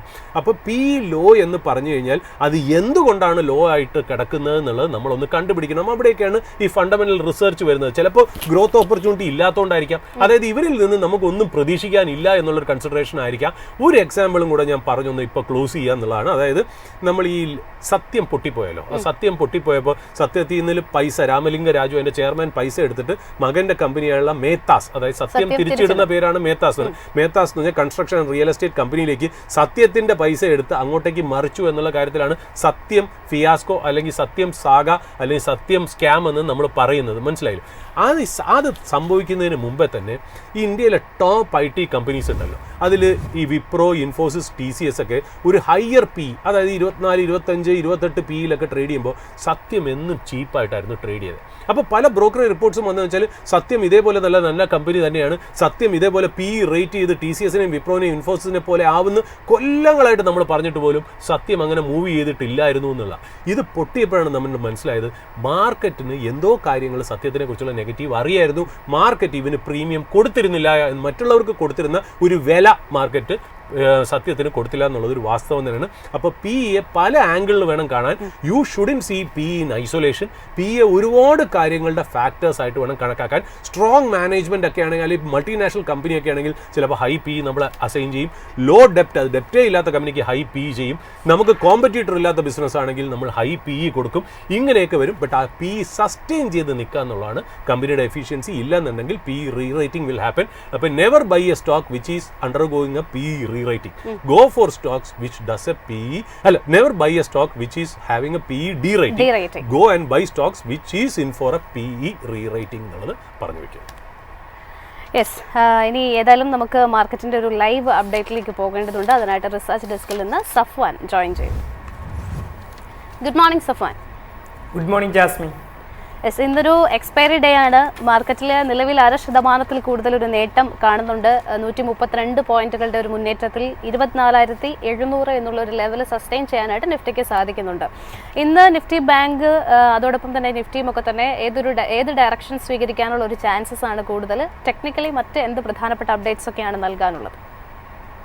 യെസ് ജാസ്മിൻ, നിഫ്റ്റി ഇപ്പോൾ 0.54% മുന്നേറ്റവും അതുപോലെ ബാങ്ക് നിഫ്റ്റിയിൽ 0.25% മുന്നേറ്റവും രേഖപ്പെടുത്തുന്നു. നിഫ്റ്റിയിലെ അഡ്വാൻസ് ഡിക്ലൈൻ റേഷ്യോ നോക്കുകയാണെങ്കിൽ 36 സ്റ്റോക്കുകൾ അഡ്വാൻസ് ആയും 14 സ്റ്റോക്കുകൾ ഡിക്ലൈനുമാണ്. എന്നാൽ ബാങ്ക് നിഫ്റ്റിയിലാകട്ടെ 4 സ്റ്റോക്കുകൾ അഡ്വാൻസും 8 സ്റ്റോക്കുകൾ ഡിക്ലൈനുമാണ്. നിഫ്റ്റിയിലെ ശ്രദ്ധിക്കേണ്ട ടെക്നിക്കൽ ലെവലിൽ നോക്കുകയാണെങ്കിൽ സ്ട്രോങ് സപ്പോർട്ടായി 23,800 എന്ന ലെവൽ തന്നെ കൺസിഡർ ചെയ്യാവുന്നതാണ്. നിഫ്റ്റിയിൽ ഒരു റേഞ്ച് ബ്രേക്ക്ഔട്ട് നടക്കുകയാണെങ്കിൽ ഷോർട്ട് ടേം ടാർഗറ്റായി 25,800 എന്ന ലെവലും എക്സ്പെക്ട് ചെയ്യാവുന്നതാണ്. മാർക്കറ്റ് ബ്രെഡ്ത്ത് അനലൈസ് ചെയ്യുമ്പോൾ ലാസ്റ്റ് 4-5 ഡേയ്സ് ആയിട്ട് നല്ല 50 വീക്ക് റേഷ്യോ നല്ല ഇമ്പ്രൂവ്മെൻ്റ് ആണ് നമുക്ക് കാണാൻ സാധിക്കുന്നത്. കൂടാതെ സെക്ടർ റൊട്ടേഷൻ ആക്ഷൻസും നമുക്ക് കാണാൻ സാധിക്കുന്നുണ്ട്. ഇത് ഇൻഡിക്കേറ്റ് ചെയ്യുന്ന മാർക്കറ്റ് ഇപ്പോൾ ട്രേഡ് ചെയ്യുന്നത് ഒരു ഗുഡ് എൻവയോൺമെൻറ്റിൽ തന്നെയാണ് എന്നതാണ്. നിഫ്റ്റിയിലെ ടോപ്പ് ഗെയിനേഴ്സിൽ എറ്റേണൽ 3.7% മുന്നേറ്റവും അതുപോലെ സിപ്ല 1.13% മുന്നേറ്റവും രേഖപ്പെടുത്തുന്നു. ട്രെൻഡ് 2.4% മുന്നേറ്റവും പവർ ഗ്രിഡ് 1.4% മുന്നേറ്റവുമാണ് ഈ മണിക്കൂറിൽ നമുക്ക് കാണാൻ സാധിക്കുന്നത്. നിഫ്റ്റിയിലെ ടോപ്പ് ലോസേഴ്സിൽ ബജാജ് ഫിനാൻസ് 0.58% നേരിയ തോതിലുള്ള ഇടിവും ബജാജ് ഫിൻസർ 0.7% ഇടിവും നമുക്ക് കാണാൻ സാധിക്കുന്നുണ്ട്. അതുപോലെ ഇടിവ് രേഖപ്പെടുത്തിയ മറ്റൊരു ഓഹരിയാണ് ആക്സിസ് ബാങ്ക്. ഈ ബാങ്ക് നിഫ്റ്റിയിലെ ടോപ്പ് ഗെയിനേഴ്സിൽ ICICI ബാങ്ക് 0.52% നേരിയ തോതിലുള്ള മുന്നേറ്റവും HDFC ബാങ്ക് 0.80% മുന്നേറ്റവും രേഖപ്പെടുത്തുന്നു. SBI ഓഹരികളിലും നേരിയ തോതിലുള്ള മുന്നേറ്റം നമുക്ക് കാണാൻ സാധിക്കുന്നുണ്ട്. ഇനി ടോപ്പ് ലോസേഴ്സിൽ IDFC ഫസ്റ്റ് ബാങ്ക് 0.7% ഇടിവും ബാങ്ക് ഓഫ് ബറോഡ 0.90% ഇടിവ് രേഖപ്പെടുത്തുന്നു. അതുപോലെ federal bank, AU small finance bank, Canara bank എന്നിവയിലെല്ലാം നേരിയ തോതിലുള്ള ഇടിവ് ഈ മണിക്കൂറിൽ പ്രകടമാവുന്നുണ്ട്. ഇനി ബാങ്ക് നിഫ്റ്റിയിലെ ടെക്നിക്കൽ പോയിന്റ് ഓഫ് വ്യൂ നോക്കുകയാണെങ്കിൽ ബാങ്ക് നിഫ്റ്റിയിൽ ഒരു മൊമെന്റം ബിൽഡപ്പ് ഫേസിലാണ് ബാങ്ക് നിഫ്റ്റി ഇപ്പോൾ ട്രേഡ് ചെയ്യുന്നത്. ഒരു ക്വാളിറ്റി ബേസ് ബ്രേക്ക്ഔട്ട് ഏരിയയിലാണ് ബാങ്ക് നിഫ്റ്റി കറന്റ് ട്രേഡ് ചെയ്യുന്നത്. 3rd ജൂൺ ഹൈ ബ്രേക്ക് ചെയ്യുകയാണെങ്കിൽ നെക്സ്റ്റ് അപ്സൈഡ് റാലി നമുക്ക് ബാങ്ക് നിഫ്റ്റിയിൽ നിന്നും എക്സ്പെക്ട് ചെയ്യാവുന്നതാണ്. ഇനി മൊമെന്റം കാൻഡിഡേറ്റ്സ് ആയി കൺസിഡർ ചെയ്യാവുന്നത് ടെക്നിക്കലി റെയിൽവേ സ്റ്റോക്സ് ആണ്. ഈ ഒരു സ്റ്റോക്ക് റെയിൽവേ സ്റ്റോക്സിലെല്ലാം നല്ലൊരു മൊമെന്റം ബിൽഡപ്പും നല്ലൊരു സ്ട്രോങ് മൂവ്മെന്റും നമുക്ക് കാണാൻ കഴിയുന്നുണ്ട്. ഇനി ട്രെൻഡിങ് സ്റ്റോക്സിലെ നെറ്റ് വെബിന്റെ ടെക്നിക്കൽ പോയിന്റ് ഓഫ് വ്യൂ നോക്കുകയാണെങ്കിൽ ഈ ഷോർട്ട് ടേം പെർസ്പെക്റ്റീവിൽ ലാസ്റ്റ് 10 days ആയിട്ട് സ്പൈക്കിംഗ് വോളിയം ആക്ഷൻസ് ആണ് നമുക്ക് ഈ സ്റ്റോക്കിൽ കാണാൻ സാധിക്കുന്നത്. കൂടാതെ മൊമെന്റം ബസ് പോസിബിലിറ്റി നമുക്ക് എക്സ്പെക്ട് ചെയ്യാവുന്നതാണ്. ക്യാൻഡിൽ പെക്യുലാരിറ്റി നോക്കുകയാണെങ്കിൽ momentum with volume dry ups ആണ് നമുക്ക് കാണാൻ സാധിക്കുന്നത്. ഇത് ഇൻഡിക്കേറ്റ് ചെയ്യുന്നത് ഈ സ്റ്റോക്ക് ഇപ്പോൾ ട്രേഡ് ചെയ്യുന്നത് ലോ റിസ്ക് ഏരിയയിലാണ്, അതായത് ഈസി ടു എൻറ്റർ ഏരിയയിലാണ് നമുക്ക് കാണാൻ സാധിക്കുന്നത്. അടുത്തൊരു സ്റ്റോക്ക് പാരദീപ് ഫോസ്ഫേറ്റ്സ് ആണ്. ഇത് കൺഫേം അപ് ട്രെൻഡിലാണ് ട്രേഡ് ചെയ്യുന്നത്. 158 ഒരു സ്ട്രോങ് സപ്പോർട്ടായി നമുക്ക് എക്സ്പെക്ട് ചെയ്യാവുന്നതാണ്. മേ ബി ഒരു ഹെൽത്തി കറക്ഷൻ ഈ സ്റ്റോക്കിൽ നമുക്ക് എക്സ്പെക്ട് ചെയ്യാം. റിസ്ക് റിവാർഡ് റേഷ്യോ നോക്കുമ്പോൾ കറന്റ് ലെവലിൽ എൻട്രി പ്രിഫറബിൾ അല്ല. അടുത്തൊരു ട്രെൻഡിങ് സ്റ്റോക്ക് എലിക്കോൺ എഞ്ചിനീയറിംഗ് ആണ്. സ്വിംഗ് ട്രേഡിങ്ങിന്, അതായത് പവർ പ്ലേ കാൻഡിഡേറ്റായി കൺസിഡർ ചെയ്യാവുന്ന ഒരു സ്റ്റോക്കാണ്. ചാർട്ട് ഇൻഡിക്കേറ്റ് ചെയ്യുന്നത് high risk quick gains type ചാർട്ടാണ്. അപ്സൈഡ് റാലി 718 എന്ന ലെവലിന് മുകളിൽ ഒരു സ്ട്രോങ് ക്ലോസിംഗ് ലഭിക്കുകയാണെങ്കിൽ നമുക്ക് അപ്സൈഡ് റാലി ഒരു സ്റ്റോക്കിൽ നിന്ന് എക്സ്പെക്ട് ചെയ്യാവുന്നതാണ്. വോളിയം ഇൻഡിക്കേഷൻസ് എല്ലാം ന്യൂട്രൽ ആണ്. ഇനി മറ്റൊരു ട്രെൻഡിങ് സ്റ്റോക്ക് വാരി എനർജീസ് ആണ്. 3152 മുകളിൽ സ്ട്രോങ് ക്ലോസിംഗ് ലഭിക്കുകയാണെങ്കിൽ ട്രെൻഡ് റിവേഴ്സൽ റാലി എക്സ്പെക്ട് ചെയ്യാവുന്നതാണ്. ക്യാൻഡിൽ പെക്യുലാരിറ്റി നോക്കുമ്പോൾ സ്മോൾ ക്യാൻഡിൽസ് വിത്ത് വോളിയം ഡ്രൈ ക്യാൻഡിൽസ് ആണ് നമുക്ക് കാണാൻ സാധിക്കുന്നത്. സ്ട്രോങ് സപ്പോർട്ടായി 2536 എന്ന ലെവലും കൺസിഡർ ചെയ്യാവുന്നതാണ്. ഇനി ആസ്ട്രലിന്റെ ഷോർട്ട് ടേം പെർസ്പെക്റ്റീവിൽ നോക്കുകയാണെങ്കിൽ ചാർട്ട് ഇൻഡിക്കേറ്റ് ചെയ്യുന്നത് സ്ട്രോങ് ടെക്നിക്കൽ സ്റ്റേറ്റിലാണ് ഈ സ്റ്റോക്ക് ട്രേഡ് ചെയ്യുന്നത് എന്നതാണ്. ലാസ്റ്റ് ഡേ ഹൈ മൊമെന്റം ക്യാൻഡിലൊക്കെ ഫോം ചെയ്തിട്ടുണ്ട്. ഇത് ഇൻഡിക്കേറ്റ് ചെയ്യുന്ന ഒരു റാലി പോസിബിലിറ്റി ആണ്. But long term trend still bearish ആണ്. സെക്ടോറിയൽ ഇൻഡീസസിൽ മിക്ക സെക്ടേഴ്സിലും മുന്നേറ്റമാണ് നമുക്ക് കാണാൻ സാധിക്കുന്നത്. IT സെക്ടറിന്റെ ടെക്നിക്കൽ പോയിന്റ് ഓഫ് വ്യൂ നോക്കുകയാണെങ്കിൽ റീസെന്റ് സ്മോൾ ബിയറിഷ് ക്യാൻഡിൽസ് ആണ് ഫോം ചെയ്തിട്ടുള്ളത്. 12th മെയ്ന്റെ ക്യാൻഡിൽ ഹൈ ബ്രേക്ക് ചെയ്യുകയാണെങ്കിൽ സ്ട്രോങ് റാലി നമുക്ക് ഈ ഒരു സെക്ടറിൽ നിന്ന് എക്സ്പെക്ട് ചെയ്യാം. അതർവൈസ് ഈ സെക്ടറിൽ നമുക്കൊരു ഹെൽത്തി കറക്ഷൻ ആണ് എക്സ്പെക്ട് ചെയ്യുന്നത്. സ്ട്രോങ് സപ്പോർട്ടായി 35000 എന്ന ലെവൽ കൺസിഡർ ചെയ്യുന്നതാണ്. ഇനി FMCG സെക്ടറിന്റെ ടെക്നിക്കൽ പോയിന്റ് ഓഫ് വ്യൂ നോക്കുകയാണെങ്കിൽ സ്മോൾ ക്യാൻഡിൽസ് വിത്ത് ബിയറിഷ്നെസ് ആണ് കാണാൻ സാധിക്കുന്നത്. ലോവർ ലെവലിൽ ഷെയ്ക്ക് ഔട്ട് ക്യാൻഡിൽസും ഈ ഒരു സെക്ടറിൽ ഫോം ചെയ്തിട്ടുണ്ട്. അടുത്തതായി ഫാർമ സെക്ടറിന്റെ ടെക്നിക്കൽ ലെവൽസ് നോക്കുകയാണെങ്കിൽ ഇപ്പോൾ ഇത് ട്രേഡ് ചെയ്യുന്നത് ബ്രേക്ക്ഔട്ട് ഏരിയയിൽ അടുത്തായിട്ടാണ്. 22,000 എന്ന ലെവലിന് മുകളിൽ ഒരു സ്ട്രോങ് ക്ലോസിംഗ് ലഭിക്കുകയാണെങ്കിൽ ഒരു VCP ബ്രേക്ക്ഔട്ട് റാലി നമുക്ക് ഈ ഒരു സ്റ്റോക്ക് ഈ സെക്ടറിൽ നിന്ന് നമുക്ക് എക്സ്പെക്ട് ചെയ്യാവുന്നതാണ്. ഇനി സ്റ്റോക്ക് എഡ്ജ് ഫോക്കസ് ലിസ്റ്റിലുള്ള ഡാനിഷ് പവറിന്റെ ടെക്നിക്കൽ പോയിന്റ് ഓഫ് വ്യൂ നോക്കുകയാണെങ്കിൽ ഈ സ്റ്റോക്ക് VCP പാറ്റേൺ ആണ് ഫോം ചെയ്തിട്ടുള്ളത്. 1100 എന്ന ലെവലിന് മുകളിൽ ഒരു സ്ട്രോങ് ക്ലോസിംഗ് ലഭിക്കുകയാണെങ്കിൽ നെക്സ്റ്റ് അപ്സൈഡ് റാലി എക്സ്പെക്ട് ചെയ്യാവുന്നതാണ്. സ്ട്രോങ് സപ്പോർട്ടായി 869 എന്ന ലെവലും കൺസിഡർ ചെയ്യാം. ഇതിന്റെ ഷോർട്ട് ടേം ടാർഗറ്റായി ഫിബനാച്ചി ലെവലായ 1327 എന്ന ലെവലും നമുക്ക് എക്സ്പെക്ട് ചെയ്യാവുന്നതാണ്. അടുത്തൊരു സ്റ്റോക്ക് ഡിസ്കസ് ചെയ്യാനുള്ളത് KNR കൺസ്ട്രക്ഷൻ ആണ്. ഈ സ്റ്റോക്കിന്റെ ടെക്നിക്കൽ പോയിന്റ് ഓഫ് വ്യൂ നോക്കുകയാണെങ്കിൽ സ്റ്റേജ് 4, അതായത് ഡിസ്ട്രിബ്യൂഷൻ ഫേസിലാണ് ട്രേഡ് ചെയ്യുന്നത്. ലോങ് ടേം ട്രെൻഡും ഷോർട്ട് ടേം ട്രെൻഡും സ്റ്റിൽ ബിയറിഷ് ആണ്. ചാർട്ട് ഇൻഡിക്കേറ്റ് ചെയ്യുന്ന വീക്ക് ടെക്നിക്കൽ സ്റ്റേറ്റിലാണ് ഈ സ്റ്റോക്ക് ട്രേഡ് ചെയ്യുന്നത് എന്നതാണ്. 250 മുകളിൽ ഒരു സ്ട്രോങ് ക്ലോസിംഗ് ലഭിച്ചാൽ മാത്രമേ ഈ സ്റ്റോക്കിൽ നിന്ന് നമുക്ക് ട്രെൻഡ് റിവേഴ്സൽ റാലി എക്സ്പെക്ട് ചെയ്യാവൂ. മറ്റൊരു ട്രെൻഡിങ് സ്റ്റോക്ക് റെഡിങ്ടന്റെ ടെക്നിക്കൽ പോയിന്റ് ഓഫ് വ്യൂ നോക്കുകയാണെങ്കിൽ ഈ ഒരു സ്റ്റോക്ക് റാലി അറ്റംപ്റ്റ് സ്റ്റേജിലാണ് ട്രേഡ് ചെയ്യുന്നത്. 254, 258 എന്ന ലെവൽ ഒരു സ്ട്രോങ് ഡിമാൻഡ് സോണായി ആക്ട് ചെയ്യുന്നുണ്ട്. ലാസ്റ്റ് 3 ക്യാൻഡിൽസ് ഒരു വോളിയം ഡ്രൈ അപ്പ് ക്യാൻഡിൽസ് ആണ് ഫോം ചെയ്തിട്ടുള്ളത്. 278 മുകളിൽ ഒരു സ്ട്രോങ് ക്ലോസിംഗ് ലഭിക്കുകയാണെങ്കിൽ ഈ സ്റ്റോക്കിൽ നിന്നും നെക്സ്റ്റ് അപ്സൈഡ് റാലി എക്സ്പെക്ട് ചെയ്യാം. പോക്കറ്റ് പിവറ്റ് വോളിയം നോക്കുമ്പോൾ ലാസ്റ്റ് 1 month ആയിട്ട് സ്ട്രോങ് ബൈയിങ് ആണ് നമുക്ക് കാണാൻ സാധിക്കുന്നത്. അടുത്തതായി അവസാനമായി ഡിസ്കസ് ചെയ്യാനുള്ളത് PTC ഇന്ത്യയുടെ ടെക്നിക്കൽ പോയിന്റ് ഓഫ് വ്യൂ ആണ്. ഈ ഒരു സ്റ്റോക്ക് ട്രേഡ് ചെയ്യുന്നത് റാലി അറ്റംപ്റ്റ് സ്റ്റേജിലാണ്. 190 മുകളിൽ ഒരു സ്ട്രോങ് ക്ലോസിംഗ് ലഭിക്കുകയാണെങ്കിൽ ഈ ഒരു സ്റ്റോക്ക് നെക്സ്റ്റ് അപ്സൈഡ് റാലി നമുക്ക് എക്സ്പെക്ട് ചെയ്യാം. ഇതിന്റെ സ്റ്റോക്ക് ക്യാരക്ടറിസ്റ്റിക്സ് നോക്കുകയാണെങ്കിൽ സ്ലോ ആൻഡ് ചോപ്പി മൂവറാണ്. സ്ട്രോങ് സപ്പോർട്ടായി 165 എന്ന ലെവലും കൺസിഡർ ചെയ്യാവുന്നതാണ്. പക്ഷേ ഈ സ്റ്റോക്കിനെ സംബന്ധിച്ചിടത്തോളം 27 മെയ്യിൽ നല്ലൊരു ഡിസ്ട്രിബ്യൂഷൻ ക്യാനൽ ഫോം ചെയ്തിട്ടുണ്ട്. അത് ഇൻവെസ്റ്റേഴ്സ് ക്ലോസ്ലി വാച്ച് ചെയ്യേണ്ടതാണ് എന്നാണ് experts opinion. Market breadth analyse ചെയ്യുമ്പോൾ ലാസ്റ്റ് ഡേ സ്ട്രോങ് മൂവേഴ്സ് 95 ആണ്. ഈ നമ്പർ വളരെ കുറവാണെങ്കിൽ പോലും നമുക്ക് സ്റ്റോക്ക് സ്പെസിഫിക് ആക്ഷൻസ് മാർക്കറ്റിൽ പ്രകടമാവുന്നുണ്ട്. അതായത് MMI ഇൻഡിക്കേറ്റ് ചെയ്യുന്ന മാർക്കറ്റ് സ്റ്റിൽ ഹെൽത്തി സ്റ്റേറ്റിലാണ് ട്രേഡ് ചെയ്യുന്നത് എന്നതാണ്. ഇവയൊക്കെയാണ് ഈ മണിക്കൂറിലെ മാർക്കറ്റ് അപ്ഡേറ്റ്സ്. ജാസ്മിൻ. ഓക്കെ, സഫാനാണ് ഇപ്പോൾ മാർക്കറ്റിന്റെ ഒരു ഔട്ട്ലുക്ക് നൽകിയത്. സുരജ് സാർ, നമുക്ക് ധാരാളം കമൻസ് വരാറുണ്ട് നമ്മുടെ ഈ ഒരു ഓപ്പണിംഗ് കാറിൻ്റെ വീഡിയോയുടെ താഴെ. അതിൽ അടുത്ത ഏറ്റവും ഒടുവിൽ വന്നിട്ടുള്ള ഒരു കമൻറ്റ് സെമി കണ്ടക്ടർ സ്റ്റോക്സിനെ കുറിച്ചിട്ടുള്ള ഒരു വീഡിയോ ചെയ്യാമോ എന്നുള്ളതാണ്. നമുക്കറിയാം ഡൊമസ്റ്റിക് മാനുഫാക്ചറിംഗ് ഒക്കെ തന്നെ ബൂസ്റ്റ് ചെയ്യുന്നതിനായിട്ട് പ്രൊഡക്ഷൻ ലിങ്ക്ഡ് ഇൻസെൻറ്റീവ് സ്കീം, അതായത് PLI സ്കീമിന് കീഴിൽ ഈ ഒരു PLI സ്കീം മേഖലയ്ക്ക് കിട്ടിയിട്ടുണ്ട്. അതിനൊപ്പം ധാരാളം വളർച്ചാ സാധ്യതയുള്ള ഒരു പൊട്ടൻഷ്യൽ ഗ്രോത്ത് ഉള്ള ഒരു സെഗ്മെൻറ്റ് കൂടിയാണ് ഈ സെമി കണ്ടക്ടർ എന്ന് പറയുന്നത്. അതിൽ പ്രേക്ഷകർക്ക് സുപരിചിതമായതും അതിനപ്പുറത്തേക്ക് അറിയാത്തതുമായിട്ടുള്ള ഒരുപാട് ചെറുതും വലുതുമായ കമ്പനികൾ നിലവിൽ പ്രവർത്തിക്കുന്നുണ്ട്. സോ ഇതിൻ്റെ ഒരു സാധ്യതകൾ എത്ര മാത്രമാണ് എന്നാണ് ഇന്ന് നമ്മൾ പ്രേക്ഷകർക്ക് മുന്നിൽ അവതരിപ്പിക്കുന്നത്. ജാസ്മിൻ, ഇതൊരു വളരെ ചലഞ്ചിങ് ആയിട്ടുള്ളൊരു സെക്ടറാണ്. ഒന്നാമത്തെ കാര്യം, ഈ സെക്ടർ നമുക്കൊരു പുതുമയാണെന്നുള്ളതാണ് ഒന്നാമത്തെ കാര്യം. രണ്ടാമത്തെ കാര്യം, നമ്മൾ ഈ സെമി കണ്ടക്ടർ ചിപ്പ് എന്നൊക്കെ പറഞ്ഞ് നമ്മൾ ഓരോ ആർട്ടിക്കിളും ഓരോ റിപ്പോർട്ട്സും ഓരോ വീഡിയോസും ഒക്കെ വരുമ്പോൾ എന്താണ് ഇന്ത്യയുടെ എക്സ്പെർട്ടീസ് എന്നുള്ളതിനെക്കുറിച്ച് നമ്മൾ വളരെ ക്ലിയർ അല്ലാതെയാണ് പലരും, അതായത് എന്തെങ്കിലും ഒരു കമ്പനിയിൽ ആർട്ടിഫിഷ്യൽ ഇൻ്റലിജൻസ് സെമി കണ്ടക്ടറിൽ ഞങ്ങൾ ഇൻവോൾവ് ആണെന്ന് പറയുമ്പോഴത്തന്നെ നമ്മുടെ പ്രേക്ഷകർ, അല്ലെങ്കിൽ നമ്മളെല്ലാവരും ഒത്തല്ല പറയുന്നത്, അല്ലെങ്കിൽ നമ്മുടെ ഇന്ത്യൻ ഇൻവെസ്റ്റേഴ്സ് അതിൻ്റെ പുറകെ പോകുന്നതായിട്ടാണ് കാണുന്നത്. നമ്മൾ ഈ ഒരു വാല്യൂ ചെയിനിൽ, അതായത് ഒരു സാധനം ഉണ്ടാക്കുന്ന വാല്യൂ ചെയിനിൽ എവിടെയാണ് നമ്മൾ നിൽക്കുന്നത്, എന്താണ് നമുക്ക് ചെയ്യാൻ പറ്റുന്നത് എന്നുള്ള മനസ്സിലാക്കിയിട്ട് വേണം പോവാൻ. ഈ പറയുന്ന പോലെ ഞാൻ ഉറപ്പായിട്ടും ഞാനും തുറന്നു പറയുന്നു, ഇത് ഇന്നും എനിക്കും വേഗമായിട്ടുള്ള കിടക്കുന്ന ഒരു ഇൻഫർമേഷൻ തന്നെയാണ്. കാര്യം നമുക്കതിനെ വളരെ ക്ലിയർ ആയിട്ട് നമുക്കിപ്പോൾ ഓരോരുത്തർ എക്സ്പാൻഷൻ പ്ലാനായിട്ട് വരുന്നേ ഉള്ളൂ. എന്താണ് ഇതിൻ്റെ ഔട്ട്പുട്ട് എന്നുള്ളത് നമുക്ക് കറക്റ്റായിട്ട് മനസ്സിലായിട്ടുള്ളത് വേണം നമുക്ക് മനസ്സിലാക്കാൻ. അപ്പോൾ നമ്മൾ കഴിയുന്നത് നമ്മുടെ ലിമിറ്റഡ് ഇൻഫർമേഷൻ വെച്ചിട്ട് നമുക്കറിയാവുന്ന രീതിയിൽ അത് വളരെ എക്സ്പ്ലെയിൻ ചെയ്യാനായിട്ട്, ബ്രോഡായിട്ട് എക്സ്പ്ലെയിൻ ചെയ്യാൻ നമ്മൾ ഈ എപ്പിസോഡിൽ കൂടെ ശ്രമിക്കുന്നു. കാര്യം അങ്ങനെ ഒരു ചോദ്യം വരുമ്പോൾ ആ ഒരു ചലഞ്ച് നമ്മൾ ഏറ്റെടുക്കണമല്ലോ. നമ്മുടെ പരിധിയിൽ തന്നെ നിൽക്കുന്ന മാൻഡേറ്റ് ആയതുകൊണ്ട് നമ്മൾ അതിൽ ചെറുതായിട്ടുള്ള രീതിയിൽ റിസർച്ച് നടത്തി നിങ്ങളുടെ മുന്നിലേക്ക് അവതരിപ്പിക്കാൻ ശ്രമിക്കുന്നു. എന്തെങ്കിലും കുറവുകളുണ്ടെങ്കിൽ പ്രേക്ഷകർ നമ്മളോട് ക്ഷമിക്കണം എന്നുള്ള ഒരു ഡിസ്ക്ലൈമറും കൂടെ പറഞ്ഞു വയ്ക്കുന്നു എന്നുള്ളതാണ്.